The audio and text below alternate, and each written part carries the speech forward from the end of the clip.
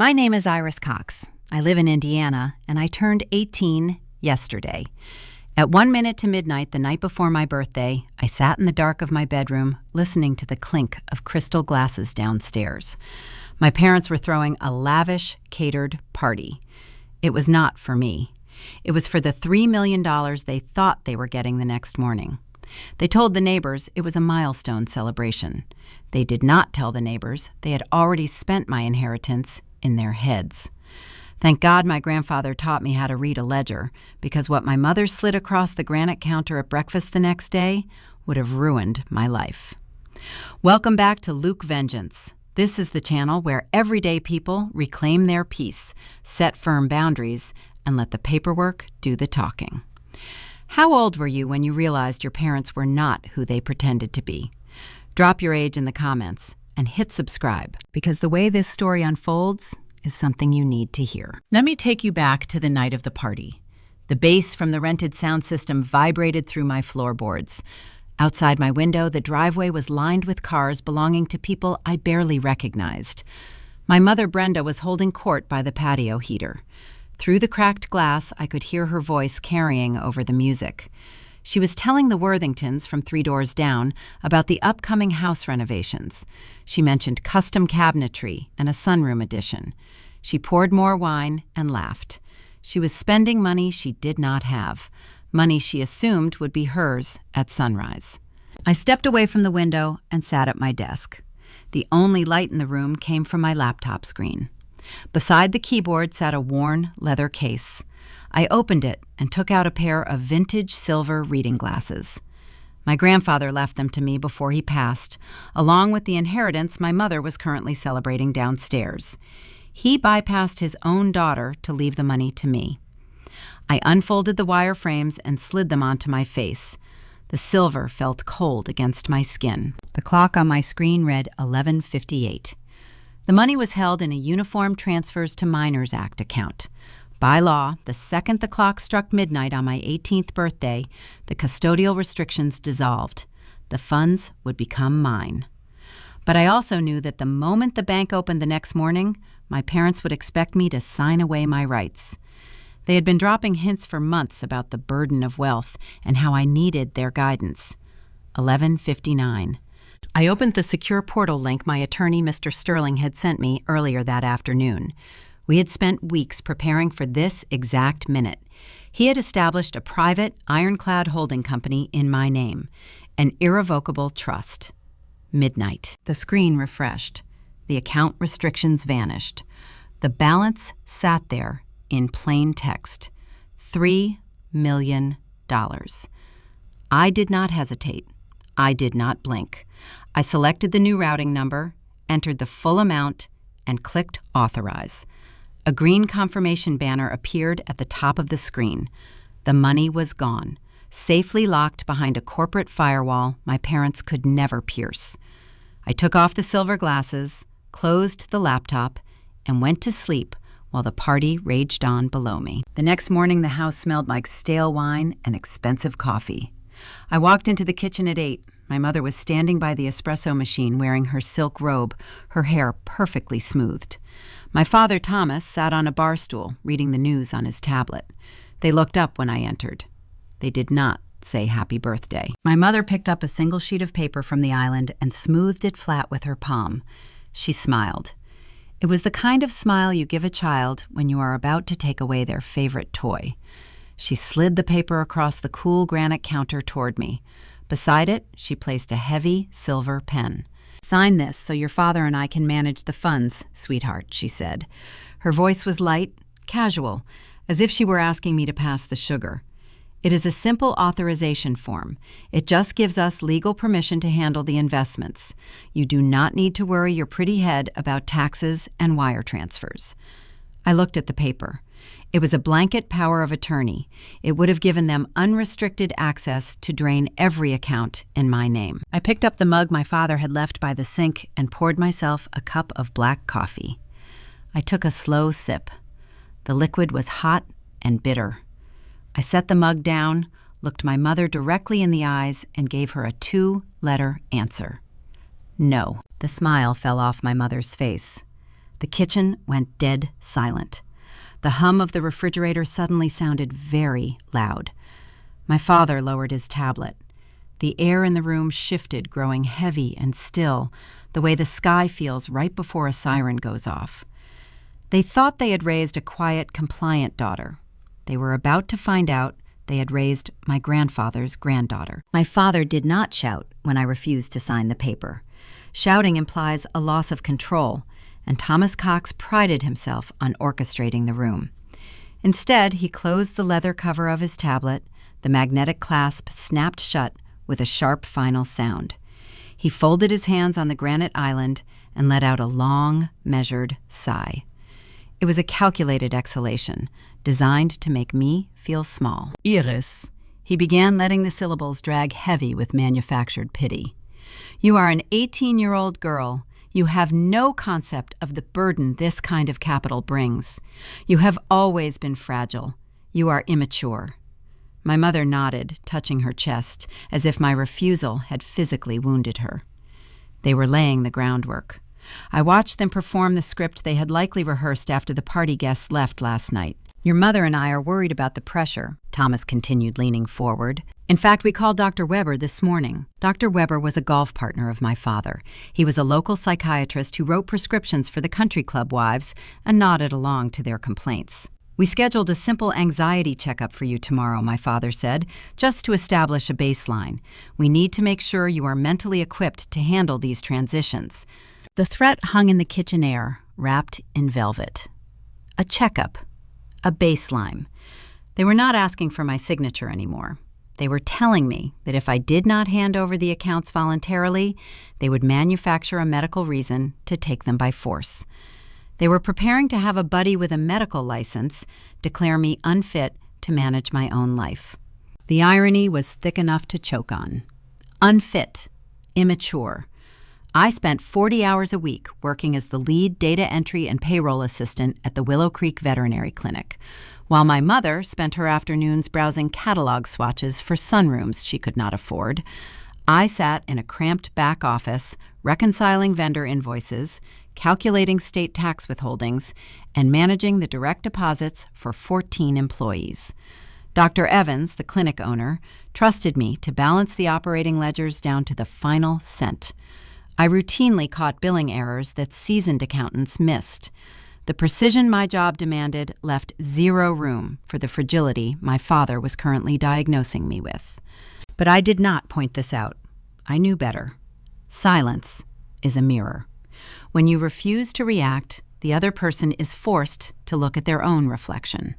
If I raised my voice, if I defended my competence, I would hand them the exact symptoms they needed. Look how erratic she is, they would say.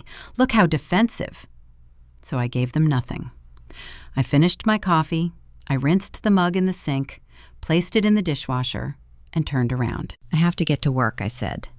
My voice was a flat line. I walked out of the kitchen. I did not look back to see their expressions. Upstairs, the house was still hushed. I zipped my canvas work tote. I dropped my car keys into the front pocket. The metal clinked against my travel mug. My hands were steady, but my pulse thrummed against my ribs. I had known they would be angry. I had not anticipated they would pivot to medical sabotage before 9 a.m. I walked down the carpeted hallway toward the stairs. My father kept a home office near the landing. The heavy oak door was pushed shut, but the latch had not clicked. A sliver of yellow light spilled onto the runner. I heard his voice, low, urgent. I stopped. I pressed my back against the drywall, holding my breath. I told you to handle the minimum payments for now, Jess Thomas was saying. Jessica, my older sister. She was 25, living in a downtown Chicago apartment she rented based on an influencer lifestyle she continually failed to monetize. Jessica was the golden child, the one who got the brand new sedan at 16, while I bought a used Honda with my own tutoring money. Jessica was also drowning. She had maxed out 4 different credit lines and deferred her student loans until the grace periods bled dry. Do not panic, my father murmured through the crack in the door. We hit a minor speed bump this morning. Your sister is throwing a little tantrum about the paperwork.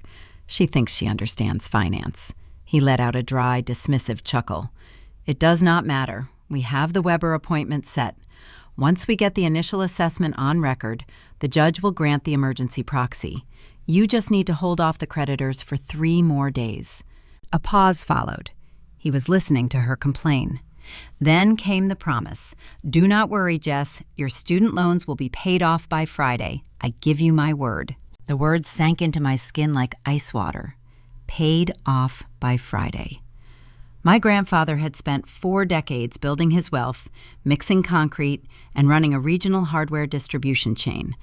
Now that legacy was being carved up to rescue a sister who viewed budgets as mild suggestions. This was never about my parents worrying over my youth. This was not a misguided attempt at parental protection. It was a heist, a coordinated, premeditated extraction of wealth.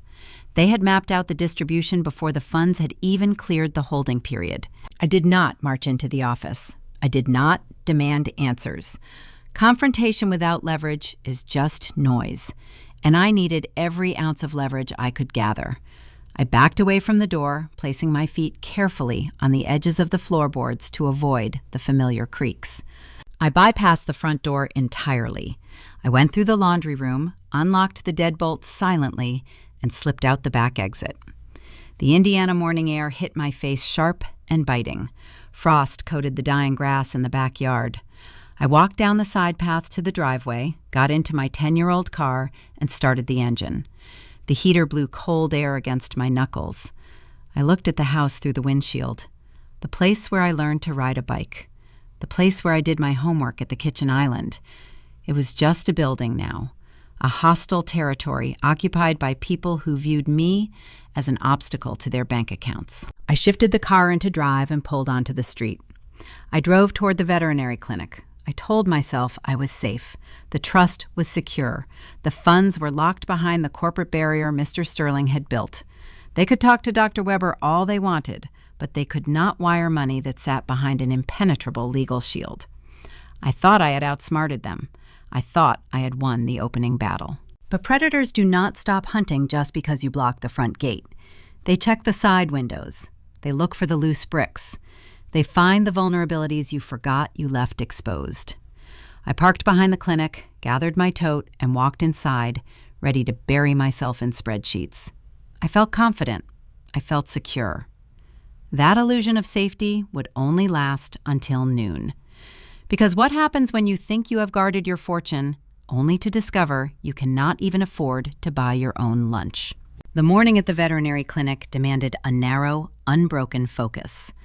I sat at my desk in the administrative office, surrounded by stacks of vendor invoices and employee timesheets. The steady hum of the fluorescent lights usually offered a quiet comfort. Numbers made sense. They lined up in predictable columns, obeying strict rules of logic and addition. I spent 4 hours entering surgical supply costs into the ledger, verifying the clinic inventory against the billing statements. My brain compartmentalized the morning confrontation with my parents, pushing it into a dark corner so I could do the job Dr. Evans paid me to do. When noon arrived, the hunger finally caught up with me. I grabbed my coat and walked across the parking lot to the deli on the corner. The Indiana wind had picked up, carrying a bitter chill that stung my cheeks. Inside the deli, the air smelled of roasted turkey vinegar and toasted bread. The line moved quickly. I ordered a sandwich and a black tea.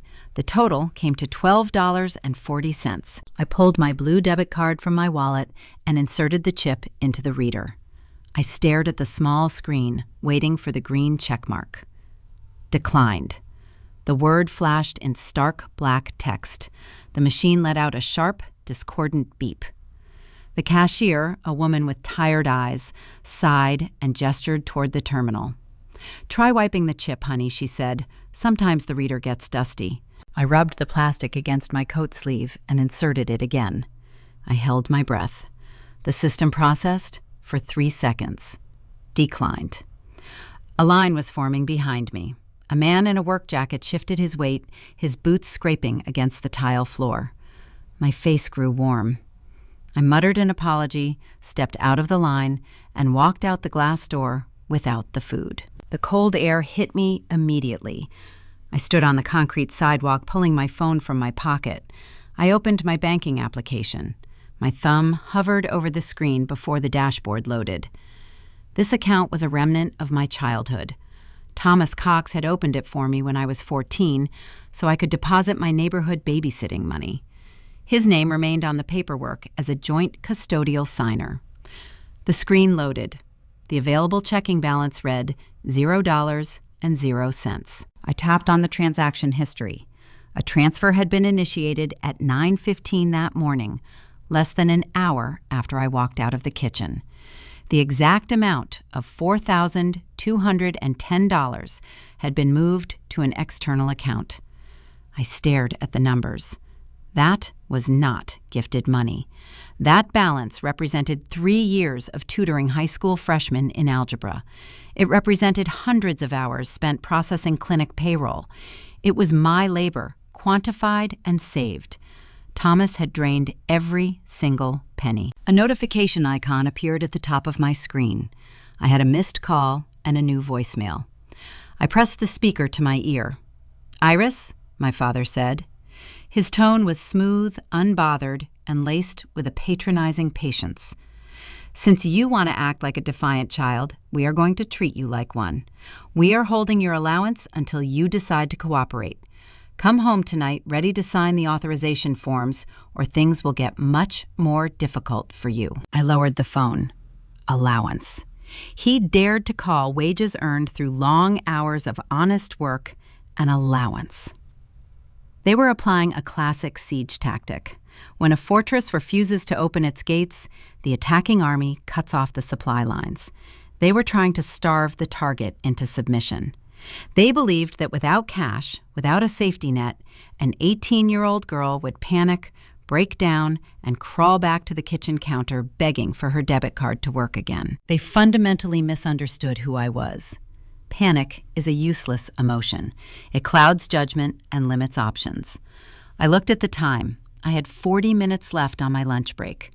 I turned away from the clinic and walked 3 blocks down the street to a regional credit union where my parents held no accounts and knew no branch managers. I walked through the double doors and sat at a polished wooden desk across from a loan officer. I placed my driver license and my Social Security card on the blotter. I requested a new independent checking account. I signed the paperwork with a steady hand. The banker handed me a temporary debit card and a printout of my new routing numbers. I left the bank and walked directly back to the clinic. I logged into the secure employee portal and updated my direct deposit information. My next paycheck would bypass Thomas Cox entirely. Then I walked out to the parking lot and unlocked my 10-year-old sedan. I opened the glove compartment, pulled out the thick owner manual, and flipped to the maintenance section. Tucked between the glossy pages was a folded $50 bill. I had placed it there 2 years ago for emergencies. Today, qualified as an emergency. I got back into the driver's seat, held my phone up, and navigated to the empty childhood bank account. I took a clear screenshot of the zero balance. I attached the image to a text message directed to my father. "Keep the $4,000, I typed. Consider it my final rent payment." I pressed send. I did not wait for a reply. I turned off my notifications and went back to work. The shift ended at 6. The winter sun had already vanished beneath the horizon, leaving the suburban streets bathed in the artificial orange glow of streetlights. The temperature had plummeted. I drove toward the neighborhood where I grew up, the heater struggling to push warmth through the vents. I pulled into the driveway of the house on Maple Drive. The front porch light was off. The windows were dark, though I could see the faint flickering blue light of a television glowing from the upstairs master bedroom. They were home. They were waiting. I stepped out of the car. The snow crunched beneath my boots. The wind whipped around my ankles, biting through the denim of my trousers. I climbed the wooden steps to the porch, reaching into my pocket for my keys. My fingers brushed the cold metal of the familiar brass house key. I stood before the heavy oak door. I slid the key into the deadbolt. It went in halfway and stopped. I frowned, pulling it back a fraction of an inch and trying again. The metal refused to slide forward. I jiggled the handle. I pushed my weight against the wood. The lock remained unyielding. I stepped back and let my eyes adjust to the shadows. I looked closely at the hardware. The scratches that normally surrounded the keyhole were gone. The brass was pristine. It caught the faint moonlight reflecting off the snow. The cylinder did not turn because it was not my lock. They had changed the hardware while I was at work. It was a physical barrier to match the financial one. They wanted me to stand in the freezing cold and knock. They wanted me to ring the doorbell and ask for permission to enter the house where I had slept for 18 years. Standing in the snow, I felt a memory surface. I was 12 years old, standing in a dusty, sawdust-scented workshop behind my grandparents' house. My grandfather was sitting at his workbench, holding a piece of paper. It was a check my mother had written to him to repay a small loan. The bank had stamped the paper with thick red ink. Insufficient funds. My mother had cried that day in the driveway. She had sworn it was a bank error, a misunderstanding, a simple mistake. She had wept until her makeup ran. But my grandfather had just looked at the stamped paper. He had knelt down to my eye level, holding the bounced check between his calloused fingers. "People will lie with tears, Iris," he had told me, his voice rough and quiet. "They will cry and shout and tell you exactly what they want you to believe. But numbers never cry, and they never lie." My parents were lying to themselves right now. They thought a locked door would break me. They thought freezing temperatures and a drained bank account would erase my resolve. They thought I was a vulnerable teenager who would eventually surrender to the elements and their authority. I did not knock on the door. I did not call my father to beg for entry. I turned around, walked down the snowy steps, and got back into my car. The engine roared to life. I put the vehicle in reverse and backed out of the driveway, watching the dark silhouette of the house shrink in the rearview mirror. Locked out in the bitter cold with only $50 to my name and nowhere to sleep, the physical reality of my situation set in. I had survived the day, but the night was just beginning. And while I searched for a safe place to park my car, I had no idea that my mother was already opening her laptop, ready to launch a digital smear campaign that would turn every relative I had against me by sunrise. I sat in the driver's seat, the engine idling, the exhaust pluming white in the frigid night air. The house on Maple Drive loomed dark and silent. They were waiting for a reaction. A scream, a fist pounding against the heavy oak door. They wanted the satisfaction of my desperation. They wanted to witness the moment their daughter broke. I reached into my pocket, pulled out my smartphone, and tapped the camera icon. I stepped out of the car one last time. The snow compressed beneath my boots, a crisp, rhythmic sound in the otherwise quiet neighborhood. I walked up the porch steps, held the phone steady, and recorded a 10-second video of the newly installed brass deadbolt. I made sure to capture the pristine, unblemished metal, devoid of the familiar scratches from my old key. I did not narrate the footage. The image of the lockout spoke volumes on its own. Returning to the car, I shifted into drive and pulled away from the curb. The heater finally kicked in, blowing warm air against my frozen fingers. I needed a plan. The $50 bill from my glove compartment would not cover a room anywhere safe, and I was not about to sleep in a freezing vehicle while holding the keys to a $3 million trust. Months ago, sensing the impending storm as my birthday approached, I had taken a quiet precaution. I had applied for a low-limit student credit card. I kept the statements electronic and sent the physical plastic to a secure post office box.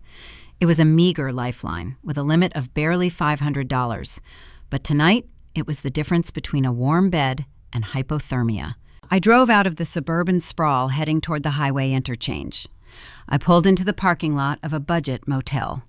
The neon sign buzzed, casting a harsh pink light over the asphalt. The lobby smelled of stale cigarette smoke and industrial floor cleaner.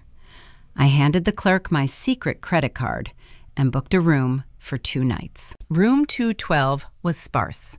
A double bed with a thin bedspread, a bolted-down television, and a desk that had seen better decades. I locked the door, fastened the security chain, and sat on the edge of the mattress. The quiet settled around me. I had a roof, I had heat, I had bought myself 48 hours of safety. I plugged my phone into the wall charger and finally allowed myself to sleep. When I woke the next morning, the motel room was filled with weak gray sunlight. I reached for my phone. The screen was a chaotic mosaic of notifications. My device had vibrated itself to the edge of the nightstand. 17 missed calls, 42 text messages, 3 new voicemails. I felt a cold prickle of adrenaline at the base of my neck. I unlocked the screen. The messages were not from my parents. They were from my extended family, aunts, uncles, cousins I only saw at Thanksgiving dinners. The messages were a torrent of judgment and misplaced outrage. How could you do this to your mother? You need serious help, Iris. Call your father immediately. This is elder abuse. I opened a social media application. At the very top of my feed sat a post from Brenda Cox, published at 2 a.m. It was a masterclass in manufactured victimhood. Prayers needed the post began, followed by an emoji of folded hands. Thomas and I are going through an incredibly painful trial right now. Our youngest daughter, Iris, is experiencing a severe mental health crisis. She left the house last night after acting erratically with family finances and refusing our help. We are heartbroken, but we are doing everything in our power to protect her from herself. Please respect our privacy during this difficult time. Beneath the post, a cascade of comments offered sympathy prayers and unsolicited advice. Aunt Carol, who had not spoken to my mother in 2 years over a dispute about a Thanksgiving turkey, wrote a long paragraph about the tragedies of mental illness in youth. A neighbor from our cul-de-sac suggested a residential treatment facility. The audacity of the post was staggering. She had locked me out in freezing temperatures, stolen my wages, and then rushed to the internet to solicit prayers for her own suffering. My parents were leveraging their social network to build a narrative of my incompetence, carefully crafting a public record they could later present to a judge. They were portraying me as a volatile, dangerous teenager, while painting themselves as desperate, loving parents. The dramatic irony was palpable. The audience reading her post believed every word. They did not know about the midnight transfer. They did not know the money was secure in an irrevocable trust. They did not know about the pristine medical records I possessed or the meticulous ledger entries I completed daily. They saw a frantic mother, and they reacted accordingly. I listened to the voicemails.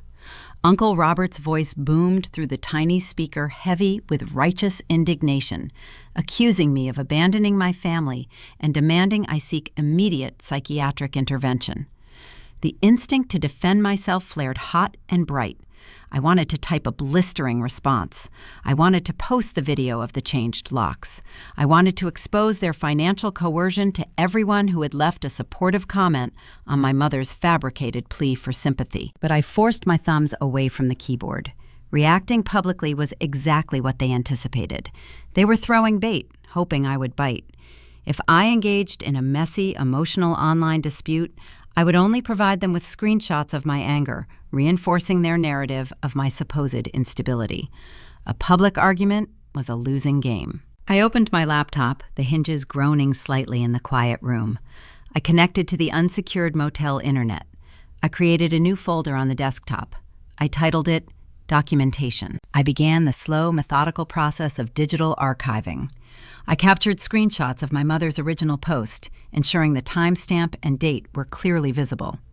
I saved every comment from the extended family.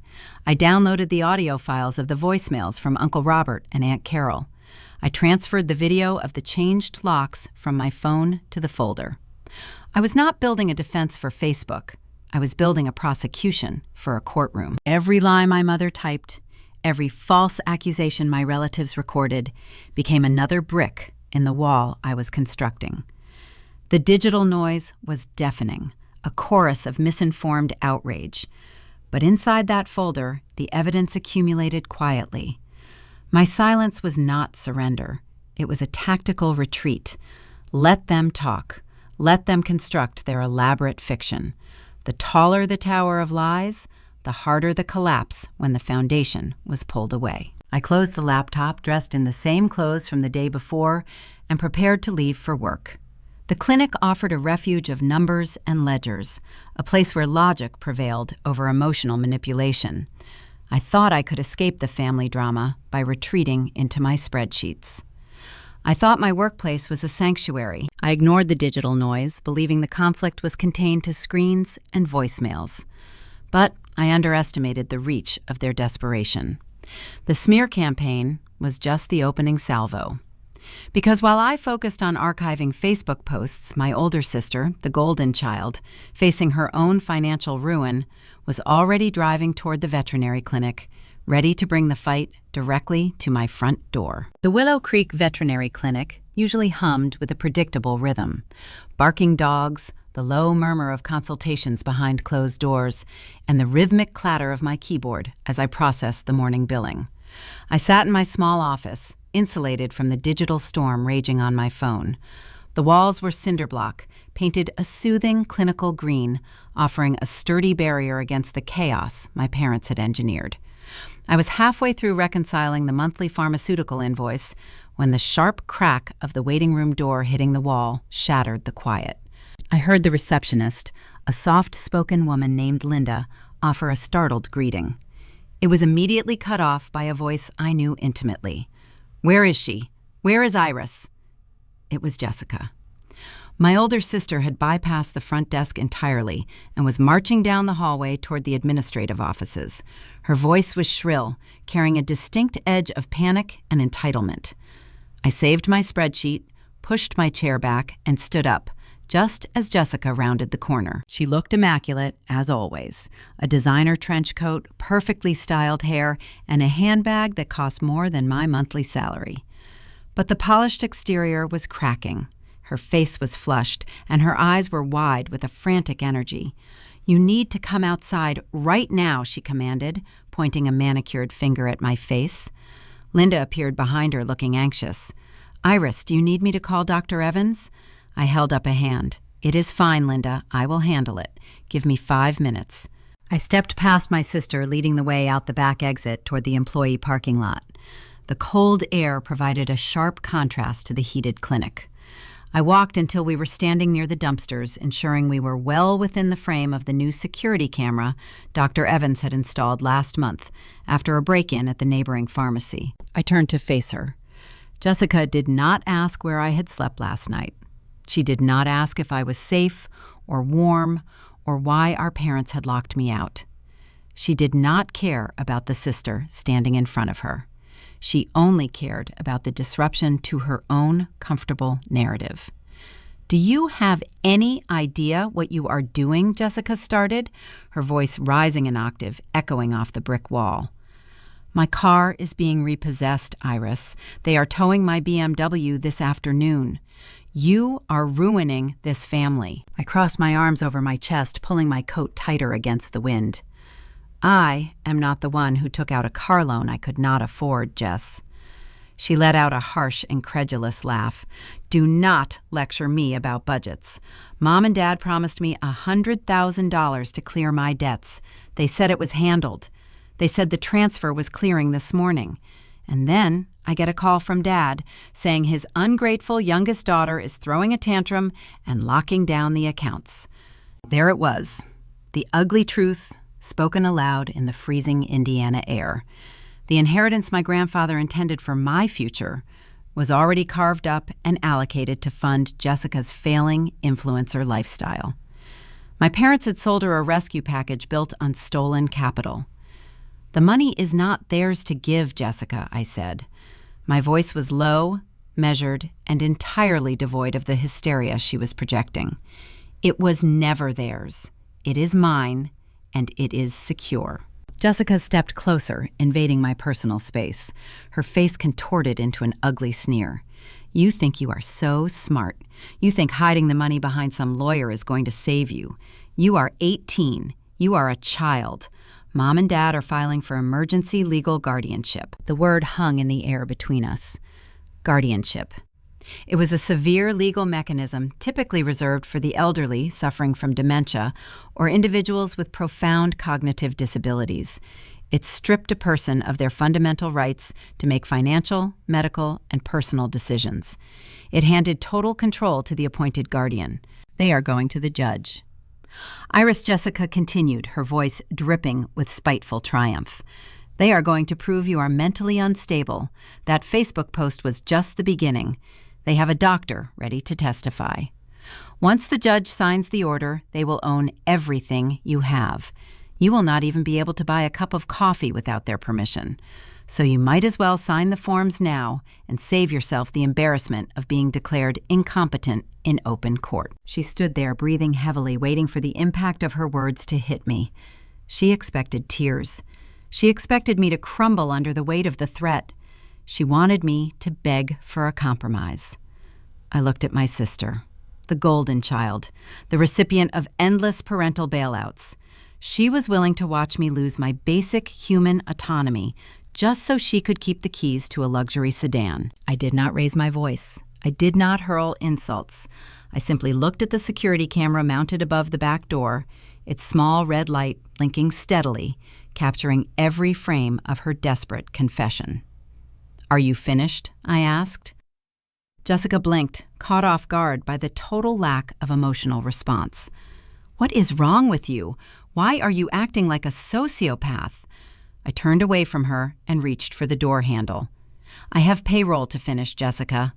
Good luck with the tow truck." I walked back inside, letting the heavy metal door swing shut behind me, cutting off her frustrated scream. I walked straight past my office and knocked on the door of the IT closet. The clinic tech, a young guy named Marcus, looked up from his dual monitors. "Marcus, I need a favor," I said. "Can you pull the security footage from camera 3 covering the back parking lot for the last 10 minutes? He raised an eyebrow but did not ask questions. 2 minutes later, I had the video file saved to a secure, encrypted drive. I went back to my desk, opened my email, and attached the file. I typed a brief message to my attorney, Mr. Sterling. Video evidence enclosed. Jessica Cox admitting on camera that Thomas and Brenda Cox promised her a $100,000 payout from my inheritance and confirming their intent to file for emergency guardianship to access the funds. Please add to the file. I hit send. The electronic swoosh confirmed the delivery. Another brick in the wall, another piece of undeniable documentation proving the financial coercion driving my parents' actions. But as I sat there, the adrenaline fading, a cold realization settled over me. Guardianship.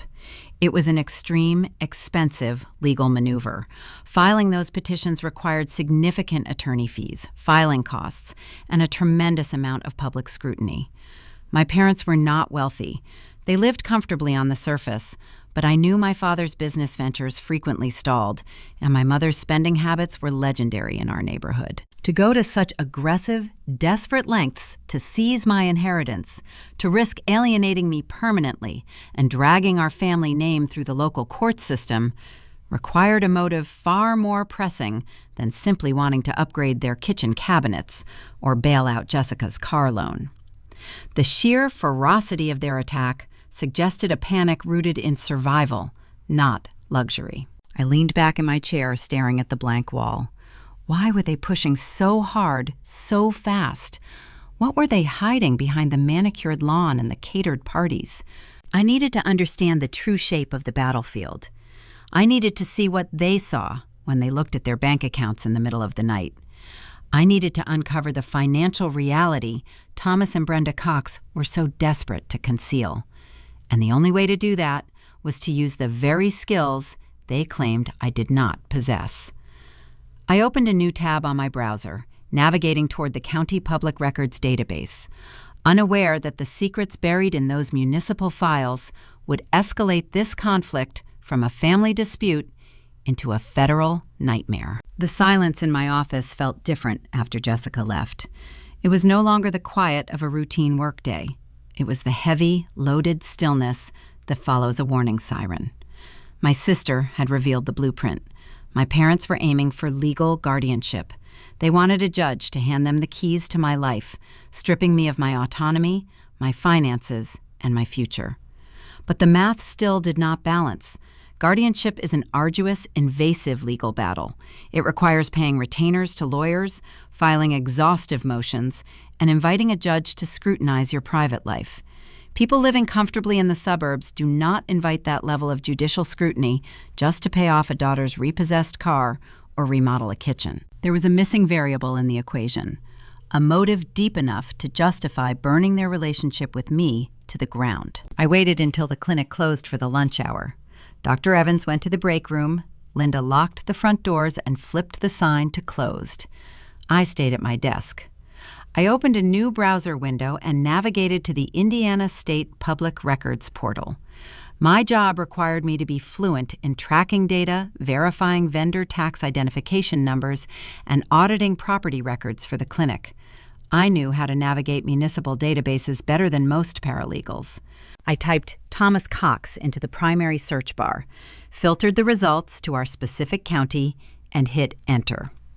The screen populated with a long, scrolling list of documents. I clicked on the first batch, sorting by date.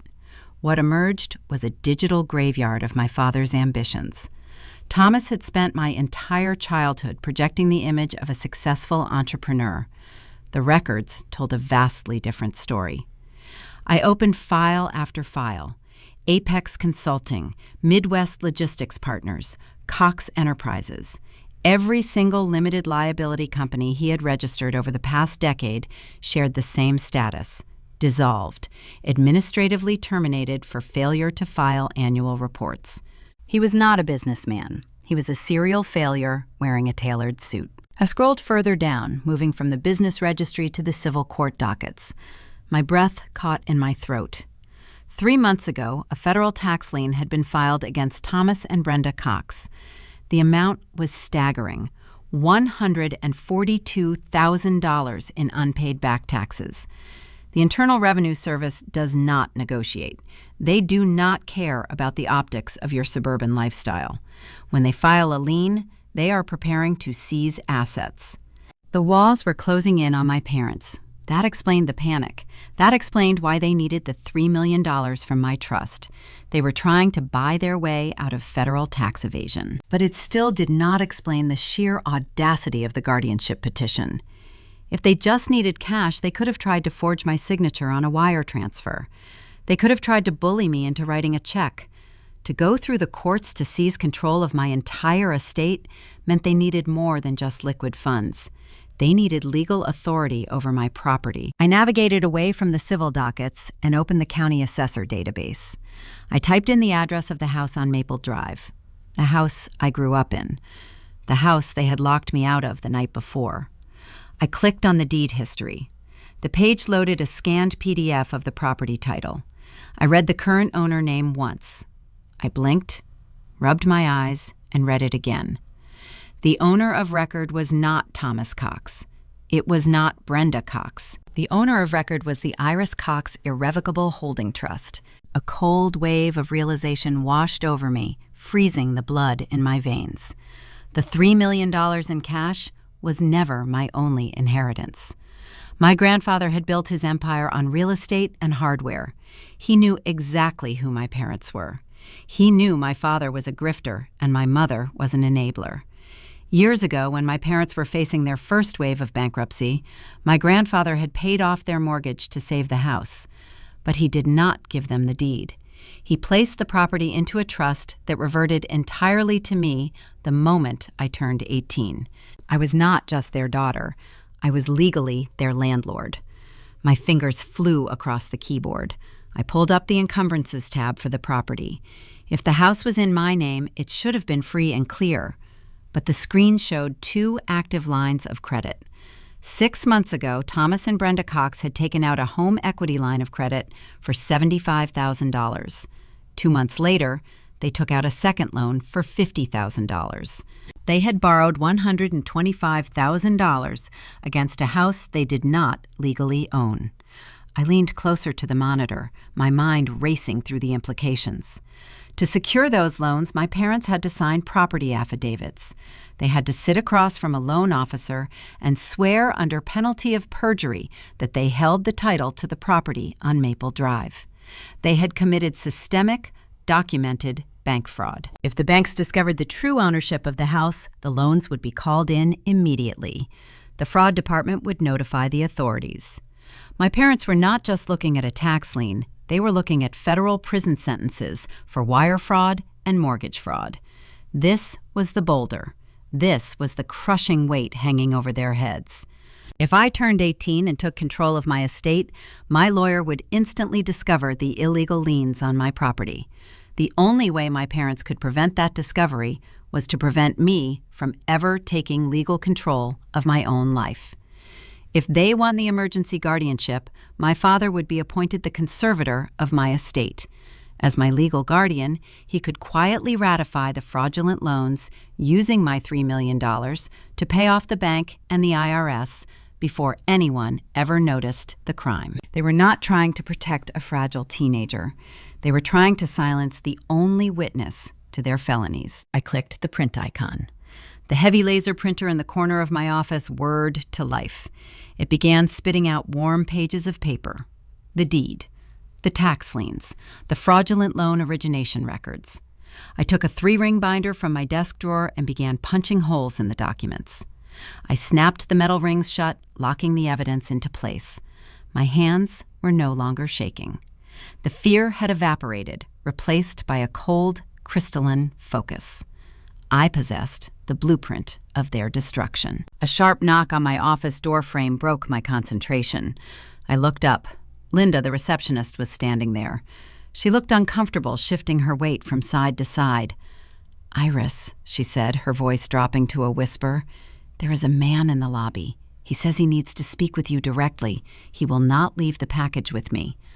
I stood up. I smoothed the wrinkles from my trousers, adjusted my sweater, and walked down the hallway. A man in a beige windbreaker was standing by the reception desk. He held a thick manila envelope in his right hand. He did not look like a client. He had the bored, indifferent posture of someone who delivered bad news for a living. "Are you Iris Cox?" he asked, his eyes scanning my face. "Yes, I am," I replied, keeping my voice steady. He held out the envelope. "You have been served." He did not wait for a response. He turned on his heel and walked out the glass doors, the bell jingling cheerfully behind him. I stood in the lobby, the envelope heavy in my hands. The paper was thick and textured. I walked back to my office, closed the door, and slid my finger under the flap. I pulled out a stack of legal documents bound by a blue cover sheet. The seal of the Indiana County Family Court was stamped at the top right corner. It was a petition for emergency adult guardianship. The petitioners listed were Thomas and Brenda Cox. The proposed ward was Iris Cox. I flipped to the second page, scanning the summary of their argument. They were asking the court to strip me of my financial independence, my medical autonomy, and my right to secure my own housing. They cited a sudden severe deterioration in my mental faculties. They claimed I was a danger to myself and my assets. They had actually done it. They had filed the paperwork to erase my legal existence. I placed the petition on my desk next to my binder. The battlefield was drawn. They had the audacity, the desperation, and the sheer ruthlessness to bring this fight into a courtroom. They were relying on their status as concerned suburban parents to sway a judge. But a petition requires proof. A judge does not grant an emergency conservatorship over an employed, functional adult just because a mother cries in court. They needed undeniable medical evidence that my mind was broken. I stared at the thick stack of legal paper, a chilling question forming in my mind. The parents had made their opening legal move, but without a shred of truth on their side, how exactly were they planning to prove to a judge that I was incompetent? I woke up on the second morning in the budget motel before the alarm on my phone sounded. The room felt damp, holding a chill that the rattling wall heater could not push away. I stood in front of the scratched mirror above the sink, buttoning a crisp white blouse. I used a travel iron on the wobbly desk to press sharp creases into my dark trousers. I needed to project order. I needed to look like a woman who held total command over her environment. For a judge to strip a citizen of their autonomy through a guardianship order, the petitioner must demonstrate a profound inability to manage daily life. Holding a steady, demanding job is the ultimate proof of functional independence. I knew my parents would recognize this high hurdle. I just did not realize how quickly my father would attempt to dismantle it. I arrived at the Willow Creek Veterinary Clinic 10 minutes early. The air inside smelled of cedar shavings, industrial bleach, and roasted coffee. I booted up my computer, opened the daily ledger, and began matching the morning receipts. The routine settled my racing pulse. At 9:30, the chime above the front glass door rang out. I did not need to look up to know who had walked in. I recognized the heavy, deliberate cadence of the footsteps crossing the linoleum. Thomas Cox did not walk. He paraded. He carried himself with the false authority of a man who believed the world was simply an audience waiting for his monologue. I stayed in my office, remaining perfectly still, leaving the door cracked open a fraction of an inch. My father approached the reception desk. He asked to speak with Dr. Evans, employing his lowest, most velvety tone. Miriam Evans was a pragmatist. She had built her practice from a single-room operation into a thriving regional clinic through sheer grit and a meticulous eye for detail. She valued competence over charm, making her immune to the particular brand of charisma my father wielded. She emerged from the examination wing wearing a set of blue surgical scrubs, a stethoscope draped around her neck. She did not invite him into her private office. She stood behind the high counter of the reception desk, forcing him to conduct his business in the open waiting room. Thomas adjusted his posture, leaning against the counter to manufacture a sense of intimacy. He deployed a look of profound manufactured sorrow. "Miriam, I apologize for the interruption," he began, his voice laced with practiced hesitation. "I am here as a concerned father. It breaks my heart to do this, but I have a moral obligation to warn you about Iris." I sat at my desk, my fingers hovering above the keyboard. My breathing slowed. I listened to the man who raised me attempt to incinerate my livelihood. My father spun a masterful, tragic narrative. He claimed I was in the middle of a severe psychiatric break. He used terms he had clearly memorized from a medical website: delusional paranoia, impulsive mania. He painted a picture of a teenage girl losing her grip on reality, claiming I had been wandering the neighborhood at night and making wild, unfounded claims about owning their real estate. The dramatic irony stung. He was calling me delusional for believing I owned the house on Maple Drive, knowing full well I possessed the actual deed, proving that very fact. Then he dropped the poison pill. "She has been taking cash from my wallet," Miriam Thomas whispered, shaking his head. "Her mother and I fear she is doing the same here to fund her episodes. We are filing for emergency conservatorship today to save her life. For your own liability, for the safety of your business, you need to let her go. You cannot trust her around your registers." It was a surgical strike. Thomas assumed every business owner operated on his frequency of superficial panic. He calculated that the mere mention of theft and liability would prompt Dr. Evans to terminate my employment on the spot to protect her clinic. A termination notice citing suspected theft and erratic behavior would be the golden ticket for his legal petition. It would serve as documented proof that I was unfit to function in society. I waited for the response. A heavy silence settled over the lobby, broken only by the distant hum of the blood centrifuge in the laboratory. Dr. Evans did not gasp. She did not express horror.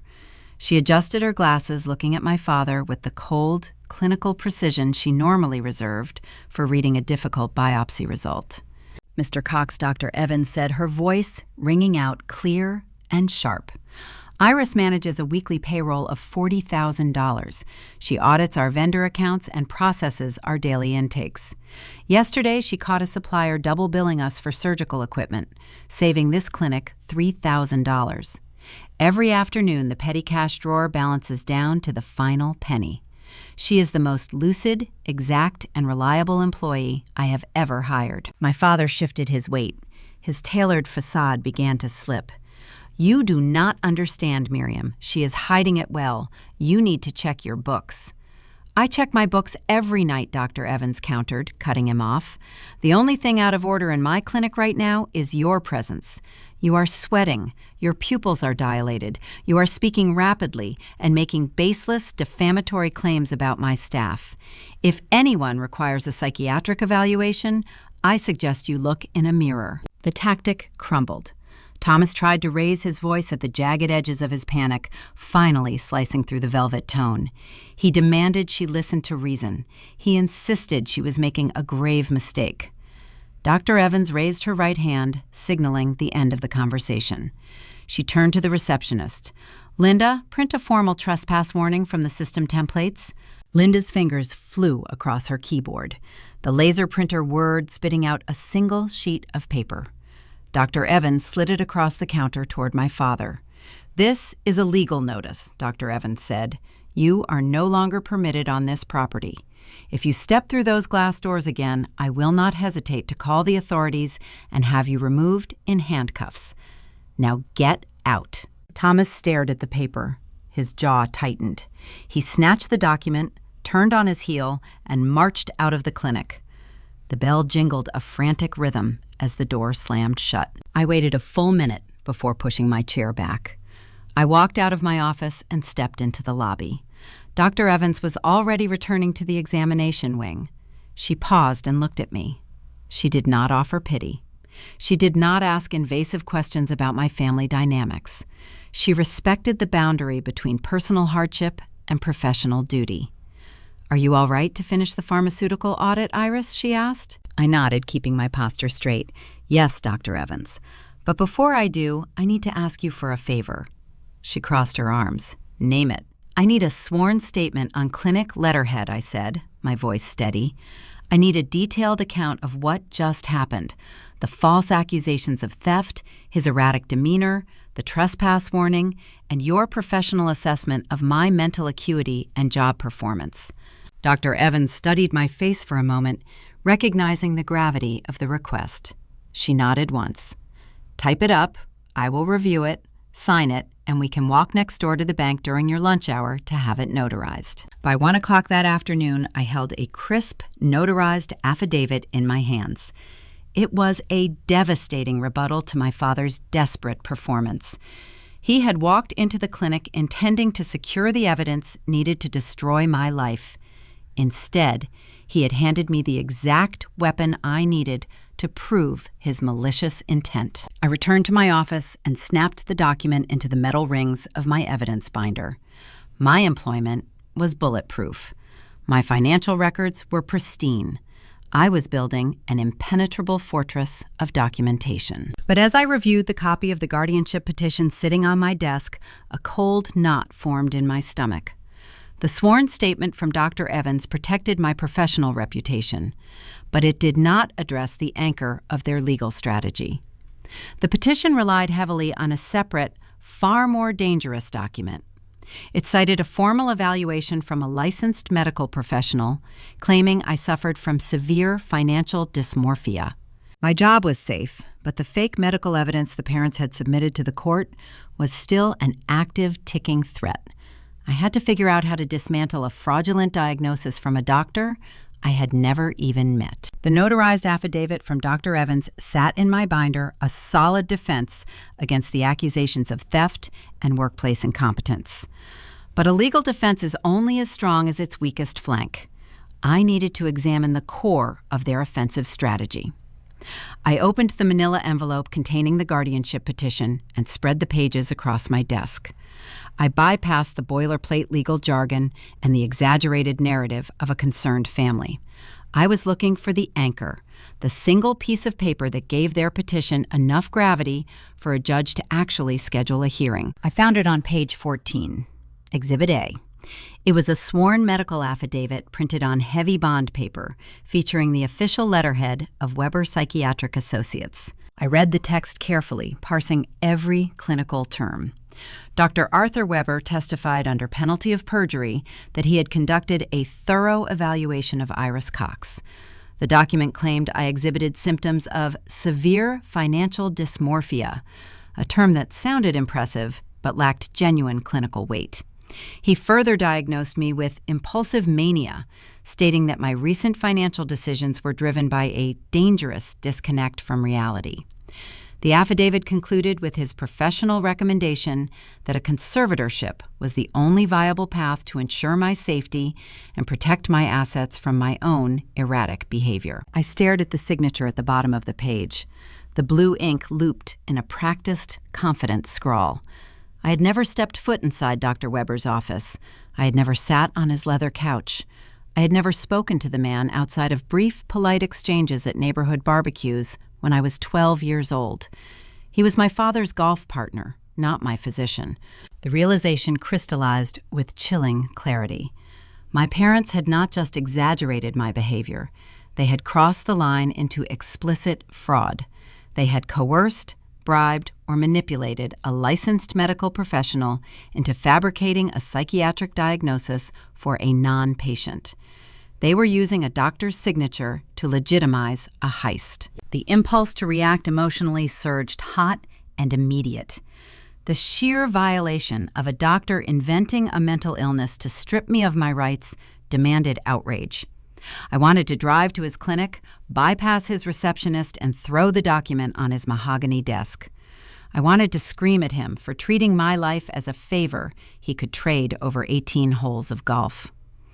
But outrage is a cheap currency. It spends quickly and leaves you empty-handed. I took a slow breath, grounding myself in the quiet hum of the clinic office. I did not call my parents. I did not call Dr. Weber. I reached for the phone on my desk and dialed the toll-free number for the Indiana State Medical Licensing Board. The automated system directed me through a maze of options before connecting me to a live investigator. I did not waste time with a tearful preamble. I spoke with the precise, detached tone of someone reporting a data discrepancy. I am calling to file a formal complaint regarding gross professional misconduct and the fabrication of medical records, I said. The investigator asked for the physician's name. I provided Dr. Weber's full credentials, his clinic address, and his license number, which I had just pulled from the state registry online. I detailed the exact nature of the offense, explaining that Dr. Weber had submitted a sworn affidavit to a family court diagnosing a severe psychiatric condition for an individual he had never evaluated, treated, or even interviewed as a patient. I noted that the fraudulent diagnosis was submitted to facilitate the financial gain of the petitioner, Thomas Cox, a known personal associate of the doctor. The investigator took my statement, assigned me a case tracking number, and informed me that an inquiry would be opened. It was a devastating bureaucratic strike, but a pending investigation would not be enough to stop the guardianship hearing. I needed a counterweight. I needed medical evidence. So unassailable, so rigorously vetted that it would obliterate Dr. Weber's fabricated claims the moment it touched the judge's bench. I requested the following afternoon off from Dr. Evans, citing personal legal matters. I drove an hour outside of my county, specifically targeting a large, reputable medical network far removed from the social circles my parents navigated. I walked into the behavioral health wing of a major regional hospital. I did not use my insurance, knowing my parents might still have access to the explanation of benefits. I approached the billing coordinator and paid $1,200 out of pocket, using the funds from my new independent account. I was scheduled for a comprehensive, independent psychiatric and cognitive evaluation. The process was exhaustive. I spent 4 hours sitting in sterile examination rooms. I answered hundreds of questions from a board-certified psychiatrist who had no connection to my family, my trust, or my small town. I completed written psychological inventories. I underwent cognitive stress tests designed to measure executive function, impulse control, and reality testing. I surrendered my entire mental landscape to the scrutiny of a stranger. I answered every question honestly. I spoke about the midnight transfer of the trust, the lockout, the smeared reputation, and the mounting financial coercion. I detailed my job responsibilities and my plans for the future. I did not hide the stress I was under, but I demonstrated exactly how I was managing it through documentation, legal counsel, and boundary setting. When the evaluation concluded, the psychiatrist asked me to wait in the consultation room. I sat in a plastic chair watching the second hand on the wall clock sweep through its slow, deliberate circles. 30 minutes later, the doctor returned. He carried a sealed, tamper-evident envelope bearing the official hospital seal. He handed me the envelope. "Ms. Cox," he said, his tone professional and entirely neutral. "Your cognitive function is exceptional. Your executive reasoning is sound, and you display no markers of any psychiatric disorder, mania, or dysmorphia. You are experiencing acute situational stress due to family conflict, which is a normal, healthy response to abnormal circumstances. My detailed findings and my professional conclusion are enclosed. I thanked him, took the envelope, and walked out to my car. I held the sealed document in my hands. It was the ultimate countermeasure, a pristine, rigorous bill of mental health that directly contradicted the sloppy, forged affidavit my parents had purchased. It was a shield, forged in clinical truth, ready to shatter the fiction they had constructed. I did not break the seal. I placed the envelope gently into my briefcase, treating it with the reverence of a loaded weapon. The trap was now fully assembled. My parents believed they held all the cards. They believed their fake diagnosis would steamroll through the court system unchallenged. They were marching toward the hearing armed with paper swords, entirely unaware that I had spent the afternoon building an artillery battery. I drove back to the cheap motel, the sealed envelope resting on the passenger seat. I felt a profound sense of readiness. The pieces were all in place. My job was secure, my medical competence was documented, the true financial motives of my parents were cataloged in my binder. I checked my email as I unlocked the motel room door. A message from my attorney. Mr. Sterling waited in my inbox. The court has processed the emergency petition he wrote. Before a judge will hear arguments for conservatorship over a functional adult, state law mandates a pre-hearing mediation session. Attendance is compulsory. It is scheduled for Tuesday morning at 9. I stared at the screen. Mediation. It meant I could no longer fight from a distance. I could no longer hide behind locked doors and ignored phone calls. I was going to be forced into a small, enclosed room with the very people trying to destroy my life. I was going to have to sit across a table, look my abusers in the eye, and negotiate my own freedom. I closed the laptop. The quiet of the motel room felt suffocating. I had the evidence, but evidence only matters if you have the nerve to deploy it under pressure. And as Tuesday morning loomed, I realized the true test was not compiling the paperwork.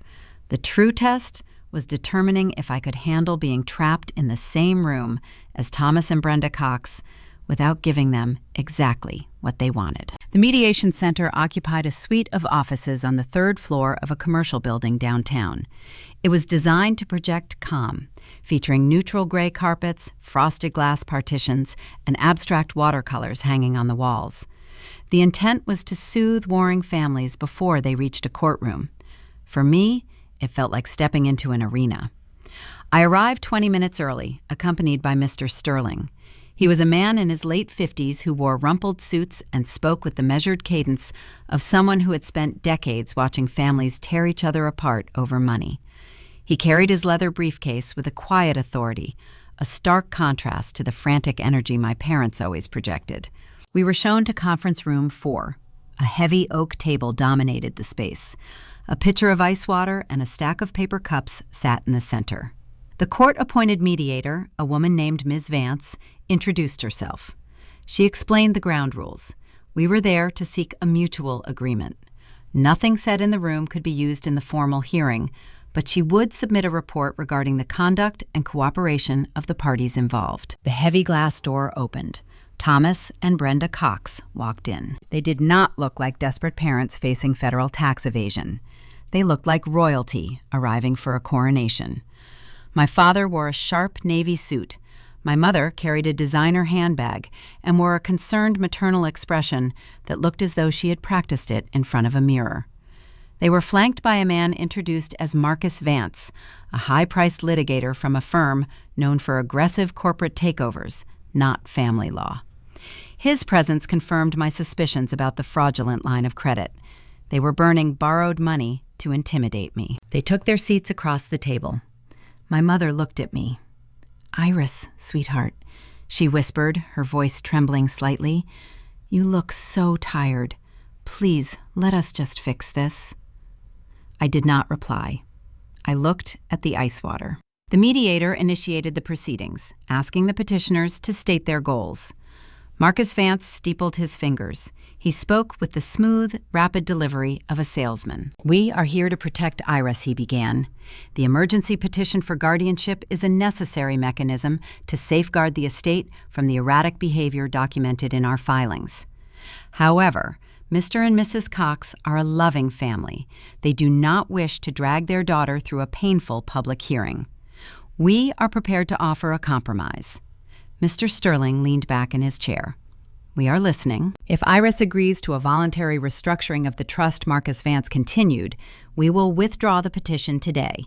The proposed structure would appoint Thomas Cox as a co-trustee.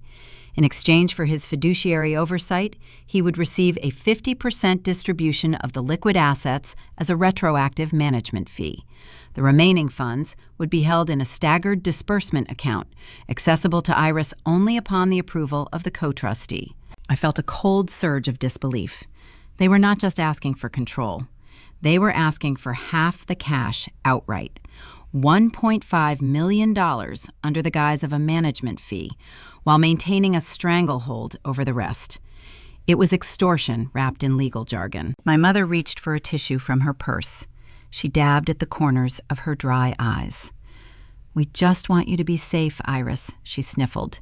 "We cannot sleep knowing you are out there, alone, making these dangerous decisions. We love you too much to watch you ruin your life." The performance was masterful.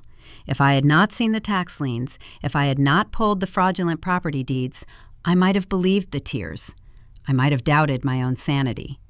But I knew the math.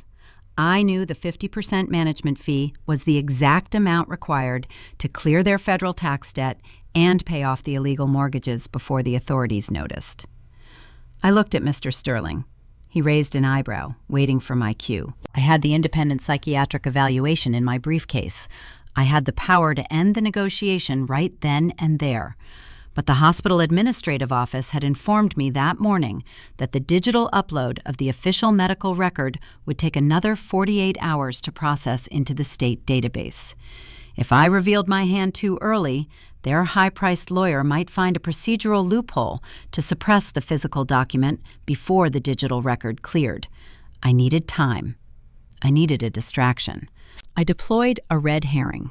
"Mr. Sterling," I said, keeping my voice low and hesitant, mimicking the uncertainty they expected from a frightened teenager, "can we discuss the parameters of this management fee?" Marcus Vance smiled. My father visibly relaxed, leaning back in his chair and crossing his arms. They thought they had won. They thought the threat of the courtroom, combined with my mother's tears, had broken my resolve. For the next 90 minutes, we engaged in a meaningless, agonizing negotiation. I asked questions about tax implications. I debated the timeline of the staggered disbursements.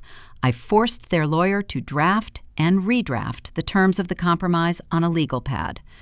I watched my parents grow complacent. My father checked his watch, grinning at his lawyer.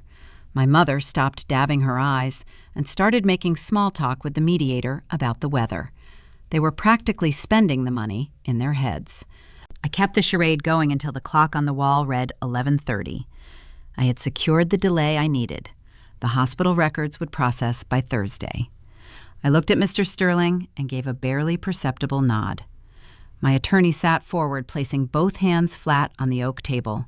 He looked directly at Marcus Vance. "My client has carefully considered your proposal," Mr. Sterling said, his voice ringing out with sudden, sharp clarity. "We reject the offer in its entirety. We will not surrender a single cent of the trust, nor will we recognize Mr. Cox as a fiduciary authority. We will see you in court on Friday." The atmosphere in the room shattered. The smug satisfaction vanished from my father's face, replaced by a look of sheer, unadulterated shock. He looked at the lawyer, then at my mother, and finally at me. He realized the last 90 minutes had been a calculated performance. He realized an 18-year-old girl had just played him for a fool in front of a room full of professionals. The velvet tone disappeared. The mask cracked and fell away, revealing the desperate, cornered predator underneath. Thomas slammed his fist onto the heavy oak table. The impact rattled the pitcher of ice water, sending droplets spilling onto the polished wood. "You insolent little brat," he roared, his face flushing a deep, angry crimson. "You think you can play games with me? You think you can walk away from this table? I am your father. I will have you committed. I will have you dragged out of that motel room in a straitjacket. You will sign those papers if I have to guide your hand myself." He stood up, leaning aggressively across the table toward me. His litigator placed a restraining hand on his arm, whispering urgently, trying to pull him back into his chair. "Thomas, stop," Marcus Vance hissed. But my father was beyond reason. The threat of federal prison, the crushing debt, the humiliation of being outsmarted, it all boiled over. He pointed a trembling finger at my face, shouting a string of vicious, unfiltered threats regarding my future, my sanity, and my freedom. I did not flinch. I did not move away. I sat perfectly still, maintaining eye contact. I glanced to the head of the table. Ms. Vance, the court-appointed mediator, sat frozen. Her pen was hovering over her notepad. She was staring at my father with an expression of profound alarm. She had just witnessed firsthand the explosive, controlling, volatile behavior that drove this entire petition. She had seen the petitioner threaten to weaponize the psychiatric system against an uncooperative ward. The mediator cleared her throat. Her voice was cold. "This session is terminated. I will be submitting my behavioral report directly to Judge Harrison this afternoon." My father froze the reality of his outburst, finally piercing through his rage. He looked at the mediator, his mouth opening and closing silently. He had just handed the court the exact evidence they needed to question his fitness as a guardian. Mr. Sterling stood up, buttoning his jacket. He gathered his files, snapped his briefcase shut, and looked at me. "Let us go, Iris. We are done here." I walked out of the conference room without looking back. My father's shouts echoed faintly through the frosted glass as the heavy door swung shut. I had survived the ambush. I had secured the delay. I had provoked a documented meltdown that would poison their petition before the hearing even began. I walked to the elevator, a grim sense of satisfaction settling over me. The trap was holding. But desperation breeds volatility. I had just backed a drowning man further into a corner. As I stepped out into the bright Indiana afternoon, I felt a heavy, sinking dread. I had secured a negative report against my parents, but I knew Thomas and Brenda Cox would not simply accept defeat. The stakes were too high. The tax liens were too real. With their primary legal strategy collapsing and their lawyer demanding his exorbitant fees, I knew they were about to cross a line. I just did not know what new financial crime they would commit to survive the week. The quiet of the motel room felt different on Wednesday evening. It was no longer a refuge. It felt like a bunker. The mediation session had exposed the sheer frantic desperation driving my parents. Thomas had lost his temper, showing the mediator the violent reality hiding beneath his tailored suits. They were running out of legal maneuvers, running out of time, and most importantly, running out of money. Marcus Vance, their aggressive corporate litigator, did not work on contingency. He required heavy upfront retainers. Given the tax liens and the tapped-out home equity, I knew my parents did not have the liquid cash to cover his fees for the upcoming Friday hearing. I was sitting at the wobbly desk eating a cold sandwich and reviewing the timeline in my evidence binder when my phone vibrated against the laminate wood. It was an automated notification from my credit monitoring application. "Urgent alert. A new line of credit has been opened in your name." I set the sandwich down. My fingers felt suddenly numb. I unlocked the phone and opened the application. The dashboard, which usually displayed my minimal student credit card balance, showed a terrifying red spike. My total debt had skyrocketed by $15,000. I tapped the alert, my heart hammering against my ribs. The screen loaded the details of the transaction. A personal loan had been issued that afternoon. The originating institution was the same regional bank where Thomas had drained my $4,000 savings account just 3 days ago. The mechanism of the theft became instantly clear. When I was 16, Brenda had taken me to that bank to open a small joint line of credit attached to my savings account. It was intended to help me build a credit history by paying for gas and minor expenses. The limit had been $500. It required dual signatures for any major changes. My mother had gone back to that bank.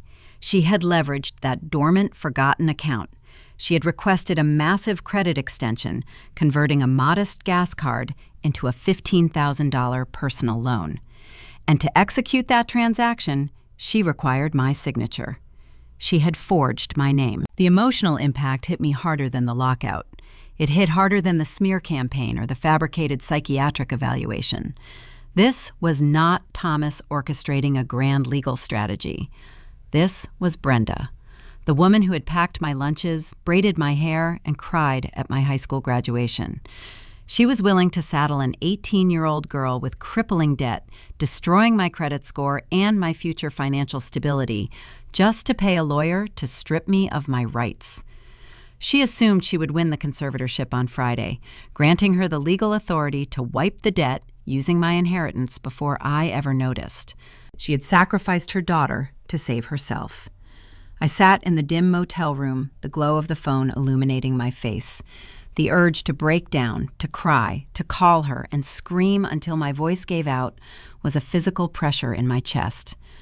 I wanted to ask her how she could look at a bank document and forge the name she gave me.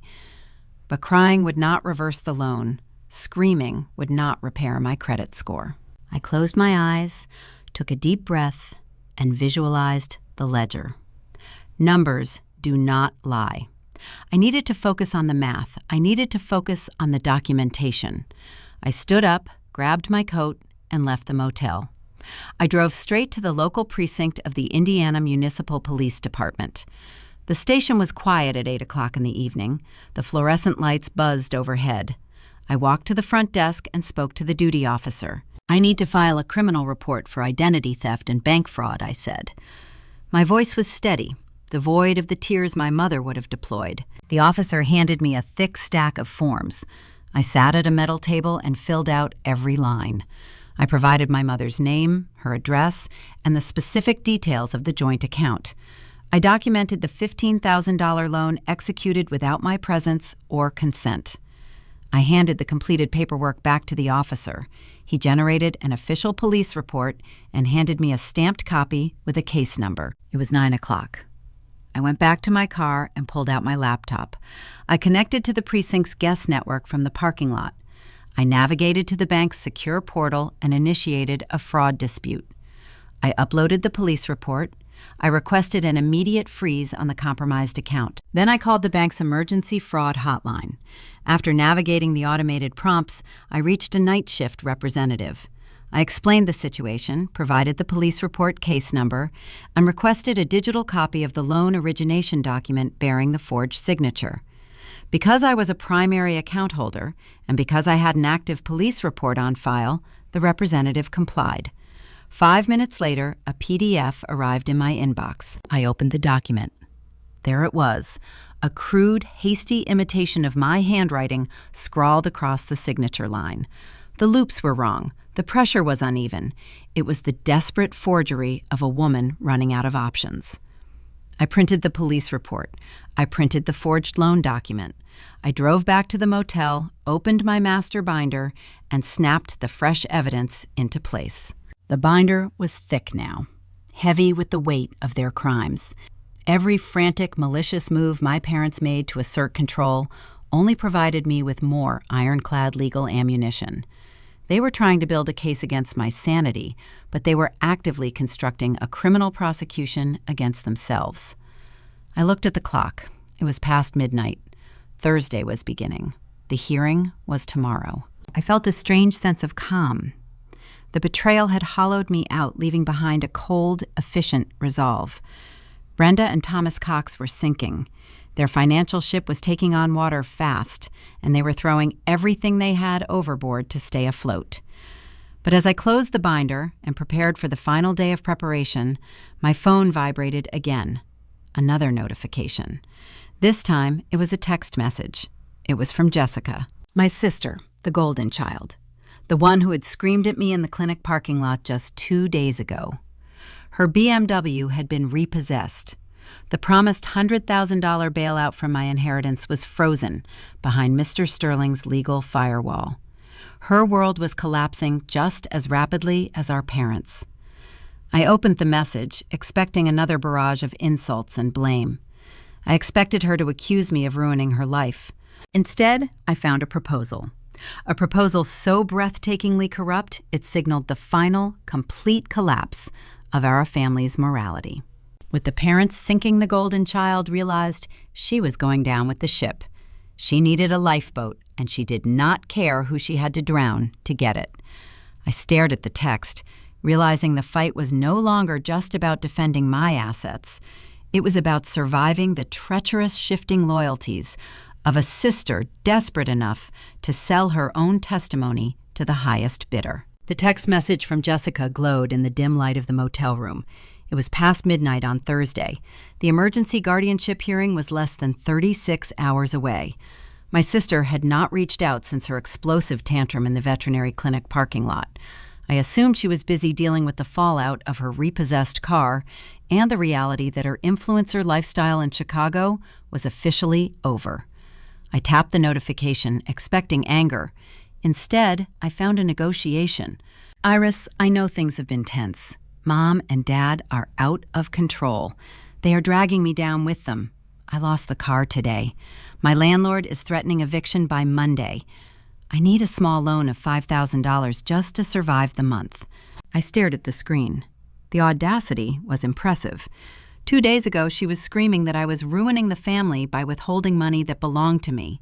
Now, she was playing the victim, attempting to align herself with me against our parents because they had failed to deliver the stolen bailout she was promised. But the next paragraph of the text elevated the message from a desperate plea to a criminal proposition. If you wire the money tonight, I will show up at the hearing on Friday. I will testify on your behalf. I will tell the judge exactly what Dad said in the office about faking the Weber appointment. I will tell the judge they are just after the cash to cover their tax liens. You need me, Iris. Send the funds, and I have your back. A cold, heavy silence settled over me. Jessica was offering to commit perjury by omission for our parents, or provide truthful testimony for me, entirely dependent on who paid her first. She was auctioning her loyalty. Her ethics were entirely transactional. More importantly, the offer was a legal landmine. Buying testimony, regardless of whether the testimony is truthful or fabricated, is a felony. It constitutes witness tampering and bribery. If I wired her $5,000 and she subsequently took the stand, opposing counsel could easily discover the transaction. Marcus Vance would use the wire transfer to argue that I was using my vast financial resources to bribe family members, cementing their narrative that I was reckless and manipulative with money. It would destroy my credibility and hand the conservatorship to my father on a silver platter. My sister, the golden child, who had never faced a consequence she could not cry her way out of, was casually suggesting we commit a felony to solve her immediate cash flow problem. I did not reply immediately. I took a screenshot of the entire message thread. I backed up the image to my secure cloud folder, placing it next to the police report for my mother's identity theft and the fraudulent property deeds. Then I typed my response. I did not express disappointment.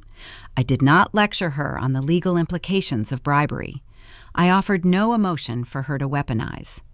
I replied with a single, cold sentence. I do not need your testimony, and I am not a bank. I hit send. I placed the phone face down on the wobbly desk. The reaction was swift. 3 minutes later, my phone vibrated with an incoming call from Jessica. I let it go to voicemail. 2 minutes after that, a barrage of texts arrived. She called me a sociopath. She called me greedy. She swore I would regret abandoning her in her time of need. She promised to make sure the judge knew exactly what kind of heartless monster I really was. I ignored the messages and went to sleep. The next morning, Thursday, the final day before the hearing, I arrived at Mr. Sterling's office at 10 o'clock. The law firm was located in a restored brick building near the county courthouse. It smelled of old paper and lemon polish. Mr. Sterling was sitting behind a massive oak desk, reviewing a stack of fresh filings. He looked up as I entered. He did not smile. He handed me a single sheet of paper. Opposing counsel filed an addendum to their petition an hour ago, Mr. Sterling said, his voice flat. They are submitting new evidence of your supposed emotional detachment and lack of familial empathy. I took the paper. It was a printed screenshot of a text message. It was my message to Jessica. I do not need your testimony, and I am not a bank. Brenda had submitted it to the court. Jessica, enraged by my refusal to fund her lifestyle, had immediately forwarded my text to our mother, claiming it was proof of my cruel, calculating nature.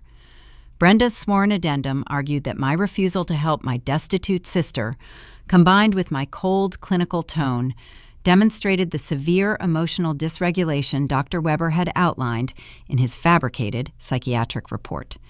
They were using my boundary as proof of my illness. They thought they had delivered a devastating blow. They thought displaying my cold text to a judge would paint me as a villain. They had made a critical, arrogant mistake. They had only submitted my response. They had deliberately omitted the context. I reached into my briefcase, I pulled out my master binder, and flipped to the tab labeled Jessica.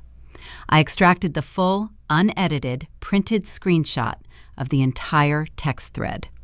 I placed it on the desk in front of Mr. Sterling. "Read the message she sent me right before I sent that reply," I said. Mr. Sterling adjusted his glasses. He read Jessica's initial text, the desperate plea for cash, and the explicit offer to sell her testimony in exchange for $5,000. He looked up from the paper.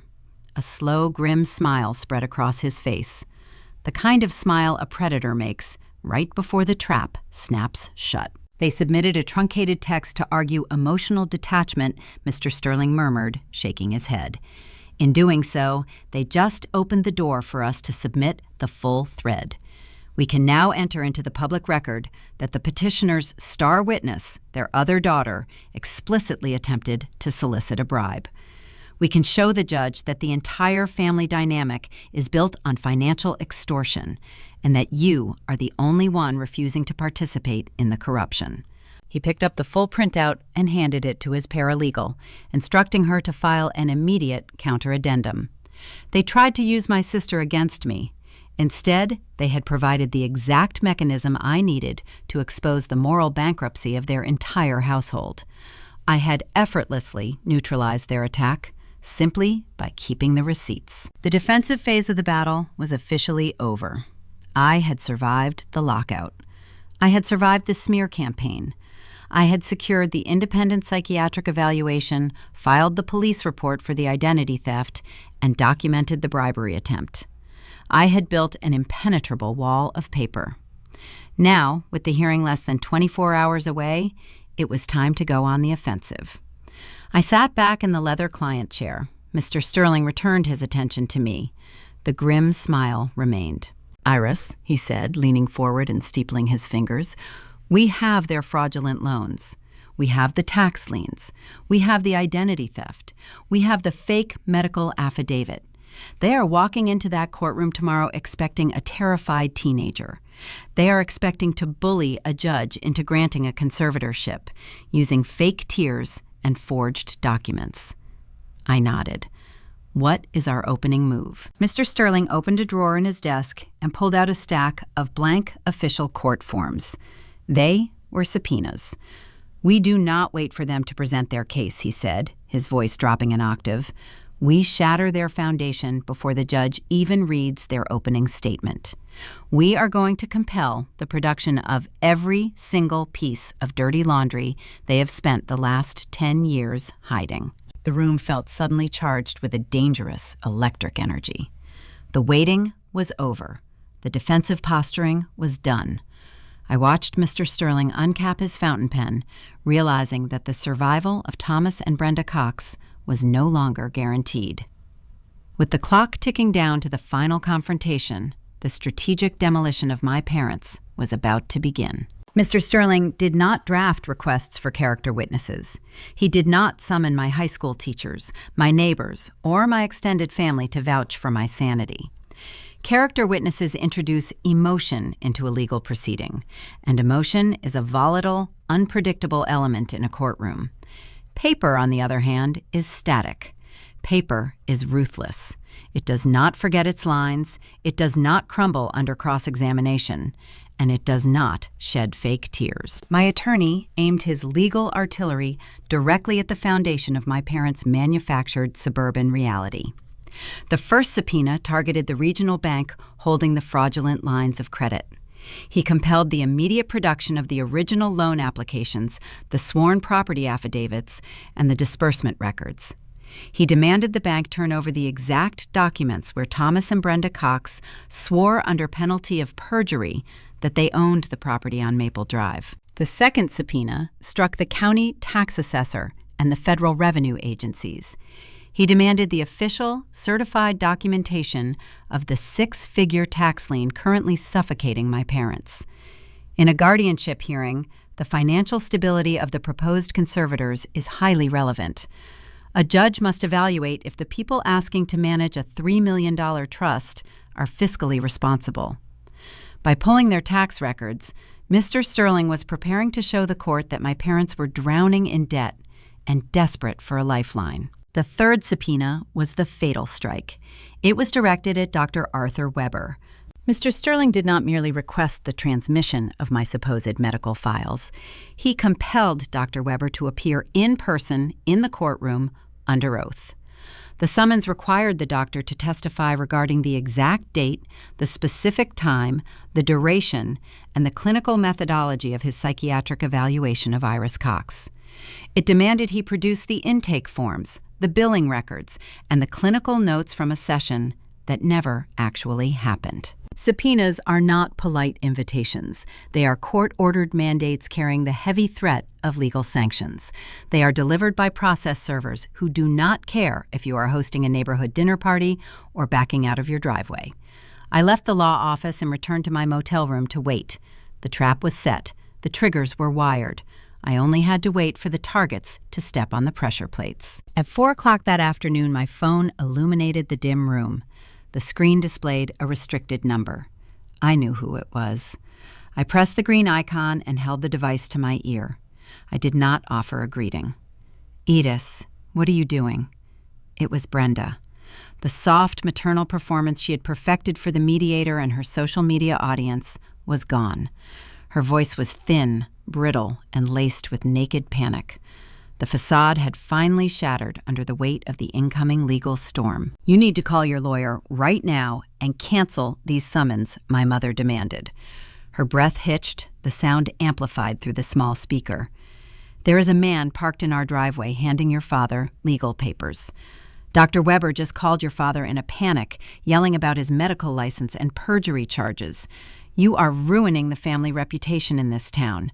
You are destroying us over a misunderstanding." She waited for my justification. She expected me to argue. She expected me to explain my actions, to defend my choices, to engage in the familiar, exhausting cycle of guilt and submission she had utilized my entire life. She thought if she pressed the right buttons, the obedient daughter would return to fix the mess. I looked at the digital timer, counting the duration of the call on my phone screen. 1 second, 2 seconds, 3 seconds. I moved my thumb and ended the call. I did not block her number immediately. I wanted the silence on the other end of the line to resonate. I wanted her to listen to the dial tone and realize that her words held zero currency in my world. The days of managing her anxiety and absorbing her debt were over. I placed the phone on the nightstand and turned my attention to the task at hand. The hearing was tomorrow morning. I needed to prepare my physical presentation. In a court of law, optics dictate the initial narrative. I could not walk into the building looking like a displaced teenager sleeping in a budget motel. I needed to walk in looking like the sole proprietor of a multi-million-dollar holding company. I took my dark, conservative blazer from the plastic garment bag. I filled the small travel iron with tap water and plugged it into the wall socket. The heating element clicked and hissed. I laid the jacket across the edge of the desk and pressed the hot metal against the fabric. I moved the iron with slow, deliberate precision, erasing every wrinkle, every crease, every sign of travel and stress. I steamed the collar. I pressed the lapels until they held sharp, definitive lines. I hung the blazer on the back of the door and turned to my master binder.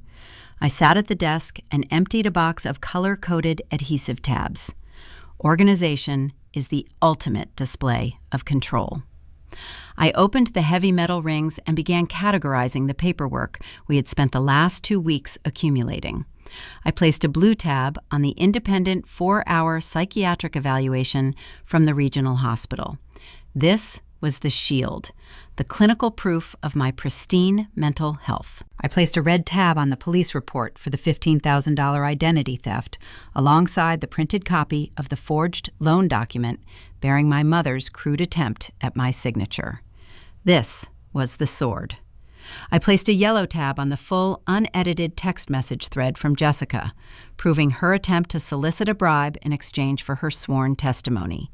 This was the countermeasure, ready to neutralize their star witness. I placed a green tab on the certified property deed, the document proving I was the sole owner of the house on Maple Drive, stacked neatly on top of the county records, detailing their fraudulent second mortgages.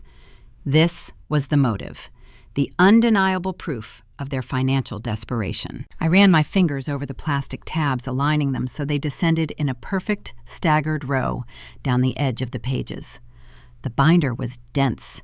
It held the truth in black ink and official stamps. I was no longer a victim reacting to a familial betrayal.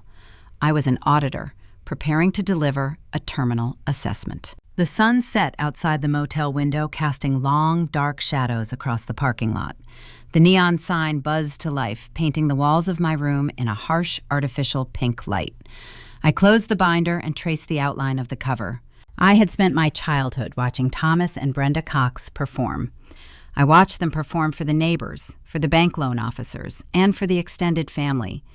They treated life as a stage, relying on charm and manipulation to hide the decay behind the curtain. Tomorrow, they were bringing their performance to a court of law, hoping to run their con on a sitting judge. But a judge does not rule on charm. A judge rules on evidence. I set my alarm for 5 a.m. and turned off the bedside lamp. The waiting was over. The defensive maneuvers were exhausted. The day of the hearing had arrived. As the first light of dawn prepared to break over the Indiana courthouse, a single question remained. Faced with the reality of an empty bank account and the looming threat of federal fraud charges, how exactly would my parents choose to perform for the judge? The Indiana County Courthouse was a monolith of gray limestone and heavy brass doors. It sat in the center of the municipal district, projecting an aura of institutional permanence that dwarfed the suburban dramas playing out inside its walls.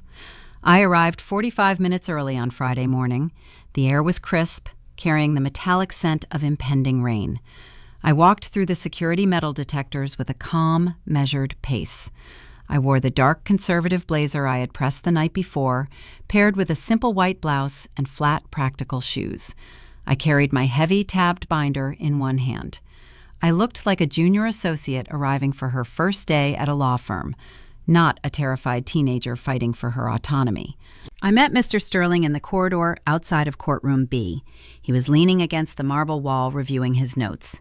He looked up, his eyes scanning my appearance, noting the binder and the steady line of my shoulders.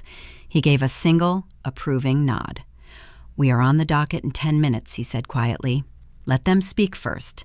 Let them paint their picture. We do not interrupt. We wait for the brush strokes to dry before we burn the canvas." I stood beside him, watching the heavy wooden doors at the end of the hallway. 5 minutes later, the elevator chimed. Thomas and Brenda Cox emerged, flanking my sister Jessica. They moved with a frantic, disorganized energy. My mother was clutching a tissue, her makeup applied with a heavy hand to simulate exhaustion. My father's navy suit looked slightly rumpled, a stark contrast to his usual pristine presentation. Jessica trailed behind them, looking deeply uncomfortable, scrolling nervously on her phone. Following closely was Marcus Vance, their expensive litigator. He carried a remarkably thin manila file folder. He looked agitated, speaking in rapid, hushed tones to my father. The subpoenas had clearly disrupted their strategy. They spotted me standing with Mr. Sterling. They stopped. The hallway felt suddenly narrow. My mother opened her mouth, taking a half step forward as if she were about to launch into a tearful plea in front of the bailiffs and passing clerks.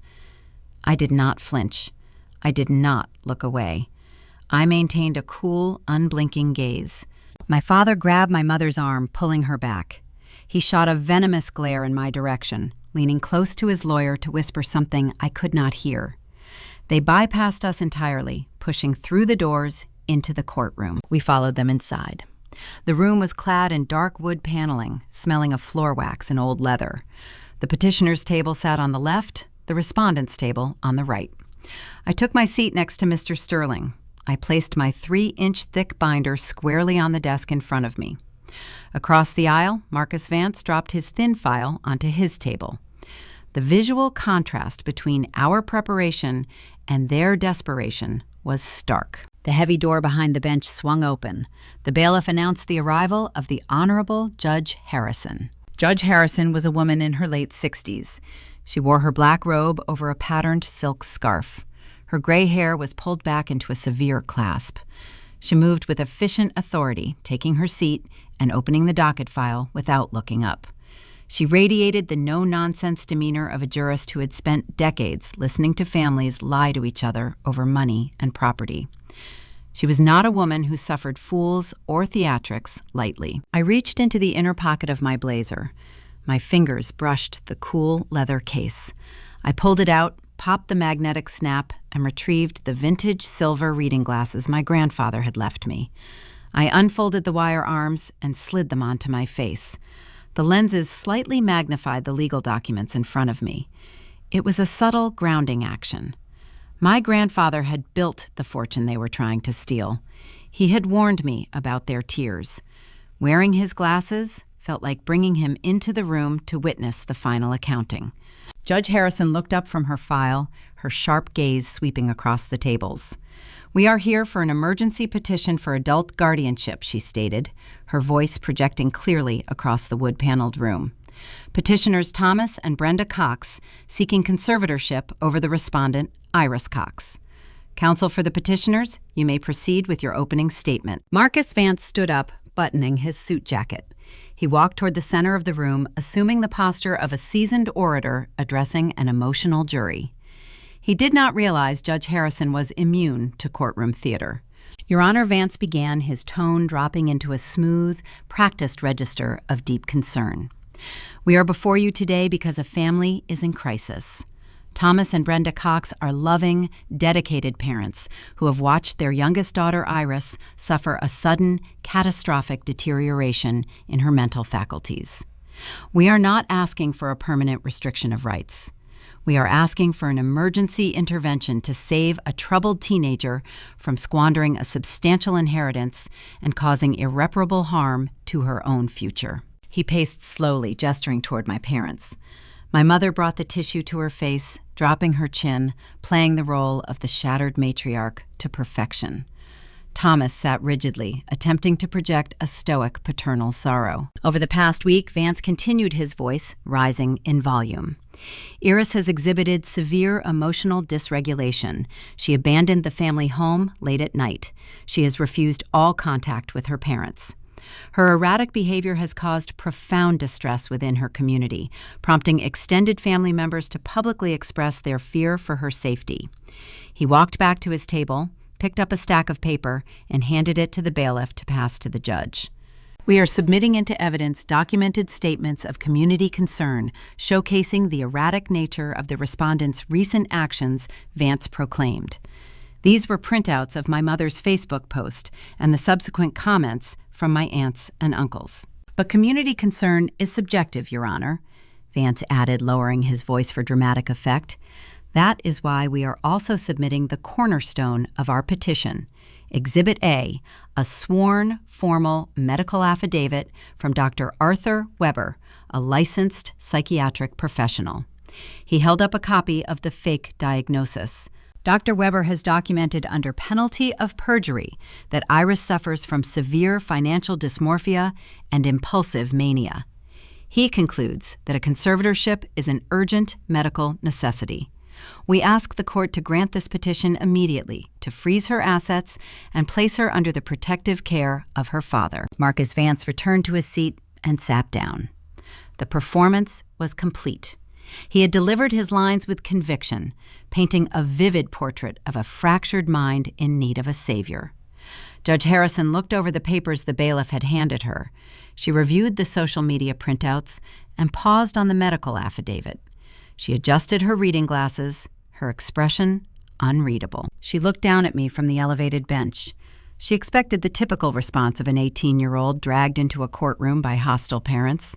She expected me to roll my eyes, cross my arms, or shout an angry denial. She expected the emotional outburst that would confirm the impulsive mania Marcus Vance had just diagnosed me with in open court. I did not move a single muscle. I kept my spine perfectly straight. I looked back at the judge through my grandfather's silver frames, my face a mask of calm, clinical detachment. I simply turned my head slightly and nodded to Mr. Sterling. The opening arguments were over. The petitioners had built their entire case on a foundation of digital gossip and a single forged medical document. They had played their hand. They sat across the aisle looking confident, waiting for the judge to rule in their favor and hand them the keys to my trust. The courtroom fell silent. The air conditioning unit hummed faintly in the background. My lawyer pushed his chair back. It was our turn to speak. The defensive phase of my life was officially over.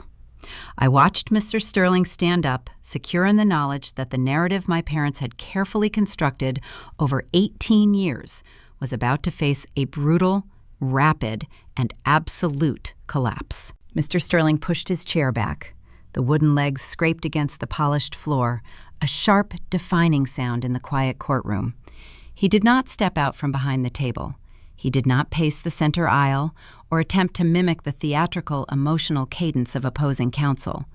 He stood in place, unbuttoned his suit jacket, and opened the heavy metal rings of my evidence binder. Your Honor, Mr. Sterling began, his voice flat and resonant. The respondent declines to offer a narrative opening statement. We prefer to let the municipal, financial, and medical records speak on our behalf. He extracted the first stack of paper marked with the blue adhesive tab. He handed the original to the bailiff, who carried it up to the bench and slid a copy across the aisle to Marcus Vance. Counsel has presented an affidavit diagnosing my client with impulsive mania, Mr. Sterling said.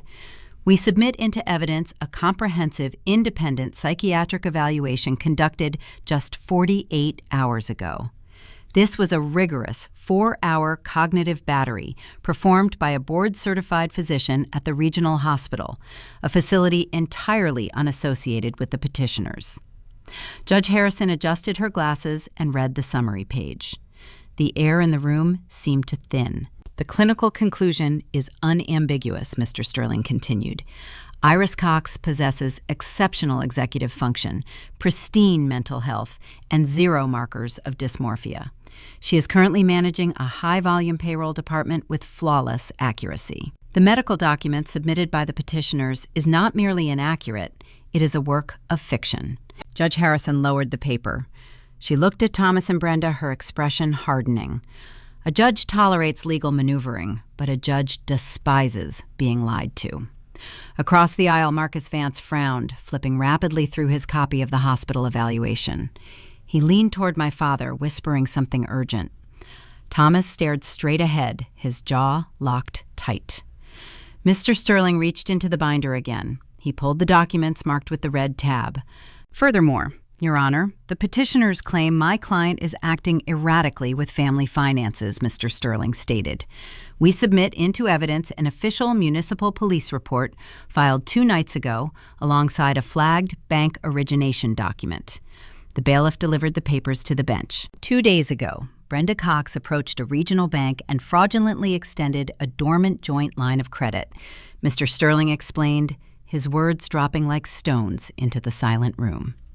She forged the signature of her 18-year-old daughter to convert a minor account into a $15,000 personal loan. My mother flinched. She shrank back into her wooden chair, the manufactured tears drying instantly on her cheeks. This forged loan was executed just days before this hearing, Mr. Sterling noted, gesturing toward the opposing table. We assert this theft was committed to fund the retainer for their current legal counsel. Marcus Vance stopped reading. His head snapped up. He looked at the forged bank document in his hands, then turned his gaze slowly toward Brenda. The realization dawned on his face. He was an expensive, reputable litigator, and he had just been informed in open court that his clients had paid his firm with funds obtained through felony identity theft. Vance took a distinct, physical half-step away from my father. The professional barrier slammed down. He was no longer their advocate. He was trying to figure out how to distance himself from a crime. But Mr. Sterling was not finished. He turned to the green tab, the motive. Your Honor, the court must ask why parents would go to such lengths, forging signatures and fabricating illnesses to seize control of their daughter's estate, Mr. Sterling said. We submit the certified county property deed for the residence located on Maple Drive. The bailiff handed the final stack to the judge. The petitioners reside in that house, Mr. Sterling continued. However, the title is held exclusively by the Iris Cox Irrevocable Holding Trust. My client is the sole legal owner of the property. Thomas closed his eyes. The color drained from his face, leaving his skin an ashen, sickly gray. Behind that deed, Your Honor, are county records, proving Thomas and Brenda Cox have executed 2 separate home equity lines of credit against that house, totaling $125,000, Mr. Sterling revealed. They secured those loans by swearing, under penalty of perjury, that they held the title. They have committed systemic mortgage fraud. They filed this guardianship petition for one specific reason. They needed to strip my client of her legal autonomy before she took control of her trust and discovered their crimes. The courtroom was entirely silent. The ticking of the wall clock echoed through the heavy air. The narrative of the troubled teenager and the loving parents had evaporated. In its place stood the cold, documented reality of a desperate couple utilizing the family court system to orchestrate a criminal cover-up.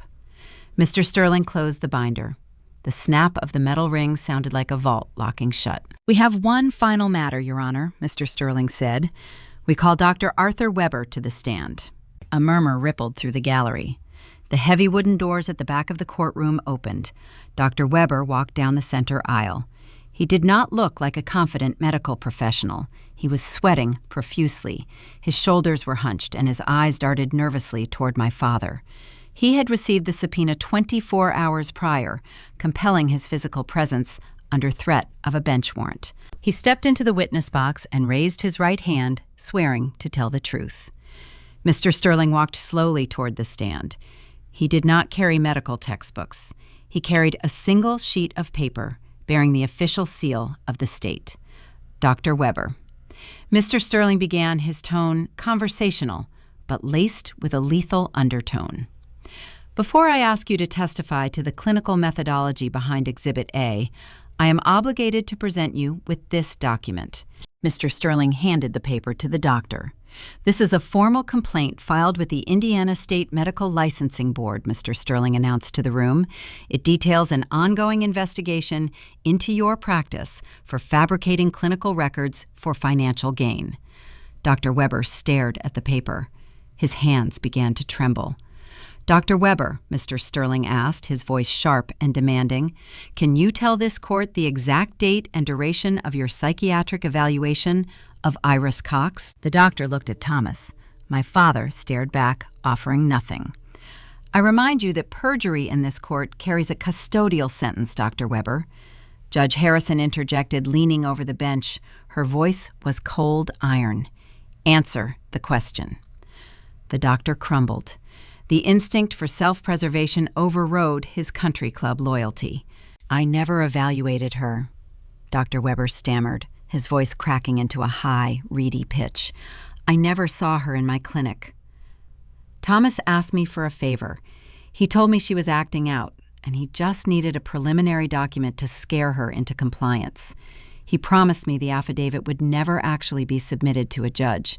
He swore it was just leverage. The admission hung in the air, a devastating, unretractable confession.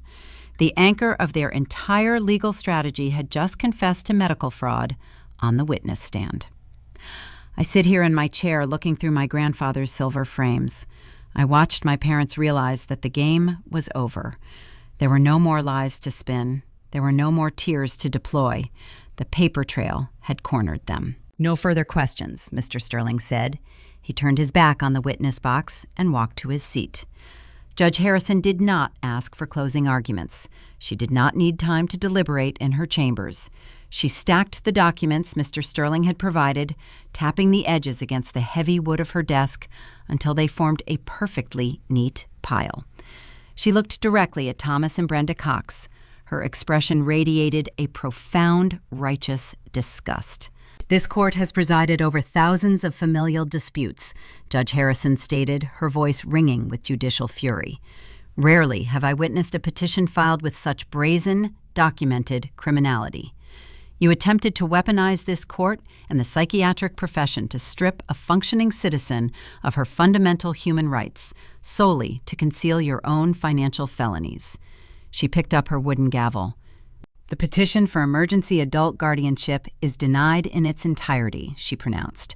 "The only individuals in this room lacking the capacity to manage their affairs and, frankly, their moral compass are the petitioners." The gavel struck the sounding block.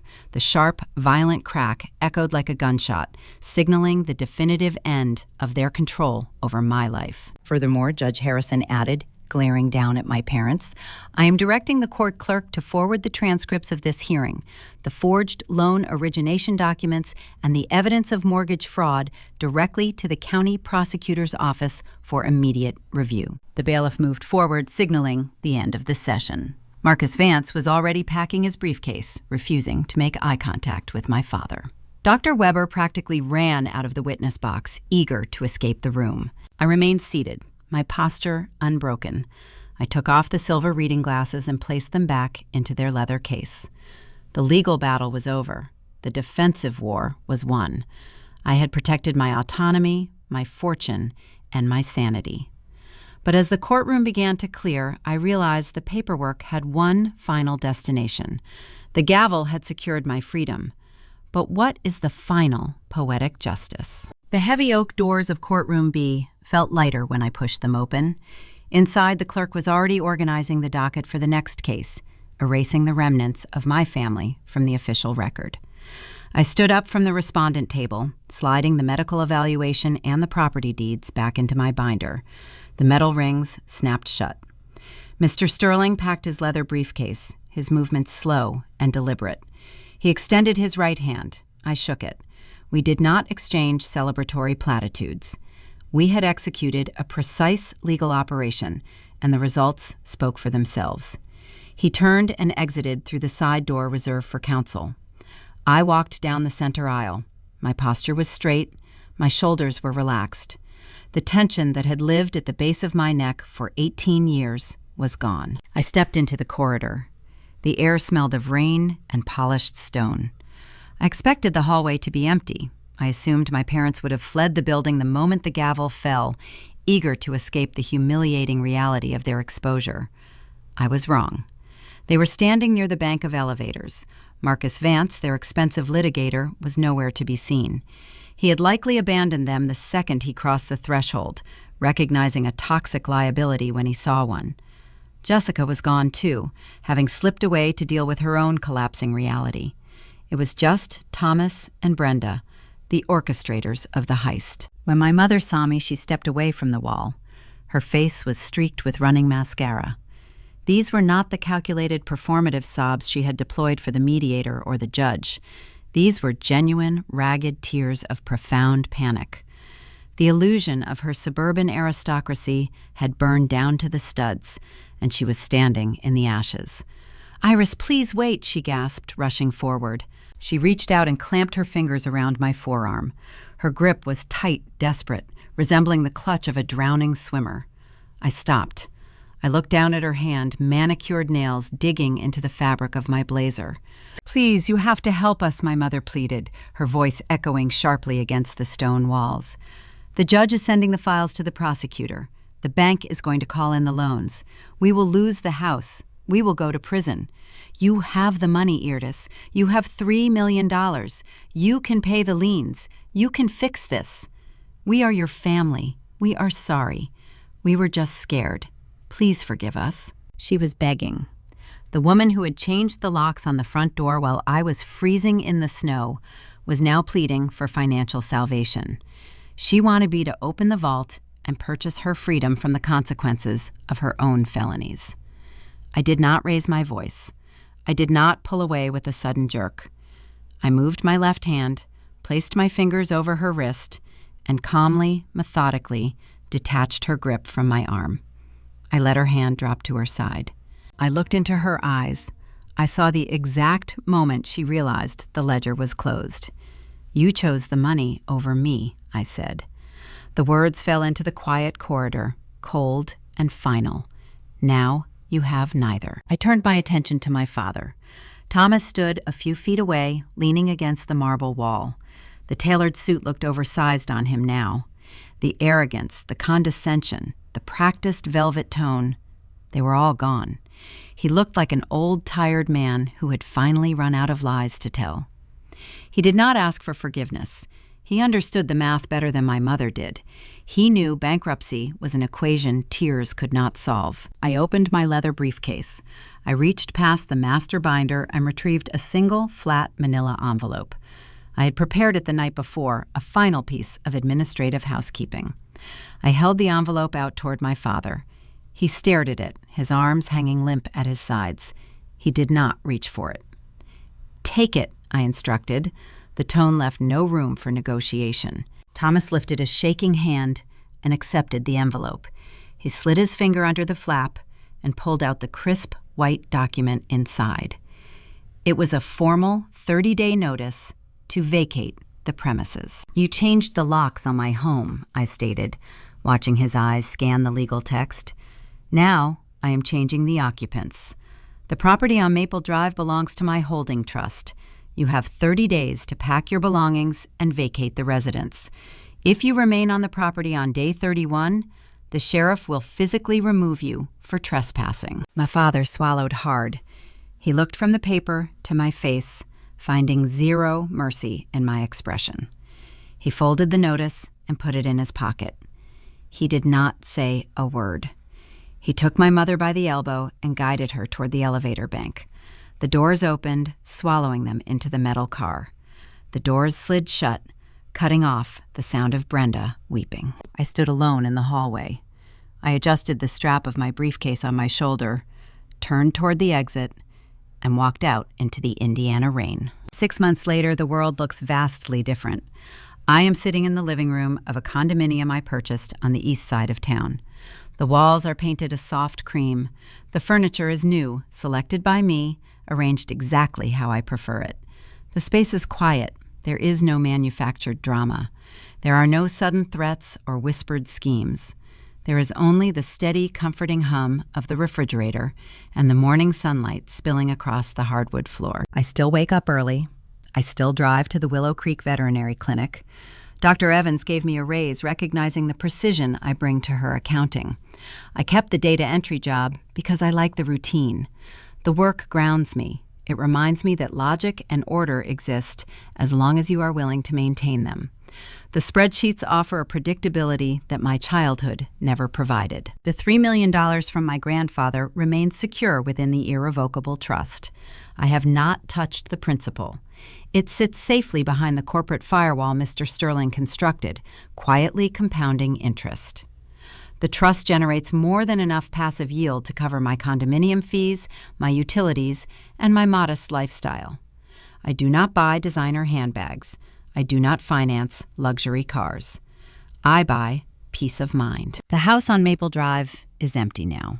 Thomas and Brenda did not last 30 days. The regional bank, acting on the files forwarded by Judge Harrison, accelerated the foreclosure process. The illegal second mortgages triggered an immediate default. The property was seized to satisfy a portion of their debt. Their problems, however, extend far beyond losing their real estate. The county prosecutor took the forged loan documents and the identity theft police report very seriously. Thomas is currently facing multiple federal indictments for wire fraud and tax evasion. Brenda accepted a plea deal to avoid jail time for the forgery, but she is burdened with the restitution. They rent a small apartment in a neighboring county, their social standing annihilated, their credit permanently destroyed. Jessica blocked their numbers, blaming them for her own financial collapse. The family they tried to control through coercion fractured the moment the funds dried up. I do not check on them. I do not look at their social media. The boundary I set in that marble hallway remains impenetrable. I learned a profound lesson on my 18th birthday. Family is not defined by shared genetics or a shared address. Family means showing up. Family means protecting the people you claim to love, rather than viewing them as assets to be liquidated. When the people assigned to protect you become the predators, you must become your own defender. Paperwork means protecting yourself when they refuse to. Receipts, ledgers, police reports, and psychiatric evaluations. These are the tools that dismantle manipulation. When the tears start falling and the guilt trips begin, hold up the ledger. The numbers will always tell the truth. I chose myself. I chose my future, my sanity, and my peace. If you are sitting in the dark right now, dealing with people who drain your energy and threaten your stability, and you are waiting for a sign to set a boundary, consider this your sign. Do not wait for them to change. Build your fortress. Gather your documents. Lock the door behind you. Drop a comment below and share your own story of setting a boundary.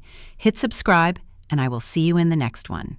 The house on Maple Drive sits empty today, its windows dark, the front lawn slowly surrendering to weeds.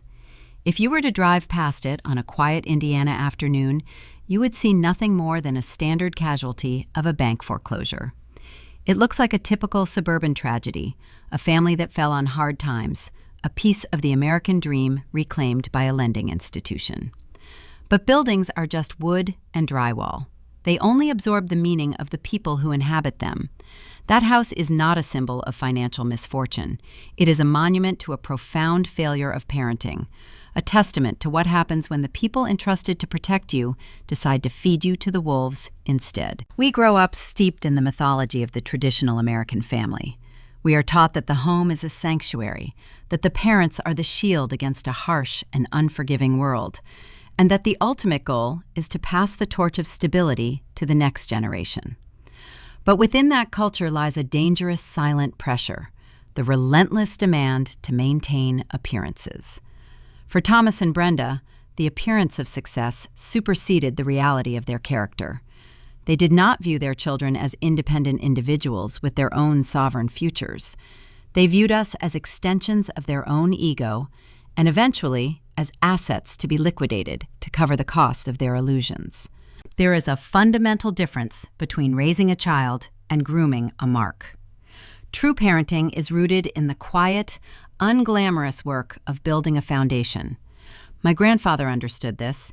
He did not leave me $3 million so I could buy luxury cars or fund a hollow influencer lifestyle like my sister Jessica. He left me that trust and the vintage silver reading glasses to read the ledgers because he wanted to give me the ultimate American privilege, the freedom to say no. He taught me that fairness is not about equal distribution of unearned rewards. It is about accountability. He demonstrated that emotional awareness means looking at the hard numbers of your life and accepting reality rather than crying in a driveway over a bounced check and blaming the bank. When a family structure lacks that core honesty, the rot spreads quickly. My parents lacked the emotional maturity to navigate their own failures. Rather than downsize, rather than admit they were drowning in tax liens and fraudulent mortgages, they turned their predatory instincts inward. Think about the psychological mechanics required for a mother to walk into a bank and forge her 18-year-old daughter's signature on a loan document. Think about the profound lack of empathy required for a father to sit in a clinic and attempt to orchestrate the firing of his own child. They weaponized the very concept of parental concern, twisting the language of love into a legal noose. When they filed for emergency guardianship claiming I suffered from impulsive mania, they were not just trying to steal a trust fund. They were attempting to execute a psychological erasure. They were trying to convince a judge, the community, and perhaps even themselves, that I was broken, simply because I refused to be broken by them. This is the hidden danger lurking behind closed doors in neighborhoods across the country. We are conditioned to believe that family loyalty is an absolute, unbreakable contract. We are told to honor our parents, to keep the peace, to forgive and forget, because they are family. But family responsibility is a two-way street. A parent's primary duty is to guide a child toward autonomy, to celebrate their independence, and to equip them with the tools to survive. When a parent attempts to revoke that autonomy to serve their own survival, the contract is null and void. You cannot heal a family dynamic by setting yourself on fire to keep your parents warm. The most painful part of navigating a betrayal of this magnitude is realizing that the adults in the room are merely children wearing tailored suits and designer coats. Thomas and Brenda threw tantrums when denied access to my accounts. Jessica offered to commit perjury for a $5,000 bribe because she could not handle the consequences of her own spending. They lived in a state of arrested emotional development, surviving entirely on manipulation and manufactured drama. To break that cycle, you have to become the adult they refuse to be. You have to parent yourself. Setting boundaries is the highest form of self-respect. It requires stepping out of the emotional fog of guilt and looking at the cold, hard receipts of your life. It means understanding that tears can be weaponized, that prayers posted on social media can be tools of defamation, and that the people who share your bloodline are fully capable of destroying your credit score while smiling at you across a kitchen island. The truth is, justice rarely looks like a tearful reunion or a dramatic apology in a hospital room. Justice is often quiet. It looks like a pristine, independent medical evaluation. It looks like an itemized police report. It looks like a judge striking a gavel and handing you a 30-day eviction notice for the people who tried to bury you. If you have ever found yourself standing in the freezing cold, staring at a changed lock on a door you thought was yours, you are not alone. If you have ever realized that the people demanding your loyalty are only doing so to mask their own liabilities, it is time to start building your paper trail. You have the right to reclaim your peace. You have the right to demand accountability. And most importantly, you have the right to walk away from a burning building, even if the people who set the fire are begging you to come back inside and burn with them. Welcome to the community that understands the power of walking away. Follow the channel Look Vengeance for more stories about ordinary people facing down extraordinary betrayal with nothing but the cold, hard truth. We share the blueprints for surviving the unimaginable, one boundary at a time. I still have the old brass key to the front door of the house on Maple Drive. I keep it in the bottom drawer of my desk. It no longer opens any locks. The hardware was changed, and the house itself has long since been foreclosed and sold to strangers. Yet I hold on to that small piece of jagged metal. I look at it sometimes when the condominium is quiet and the Indiana rain taps against the glass. A key is just a tool. It is designed to grant access to let people in, but it is also designed to secure the perimeter, to slide the deadbolt into place, and to ensure that whatever is outside stays outside. I hold that key and wonder about the exact moment a sanctuary becomes a cage. We spend our entire lives deciding who gets a copy and who we must leave standing on the porch. The door is closed now. The real question is, when you finally hear the click of the lock, are you locking the danger out, or are you just realizing you were the one trapped inside all along?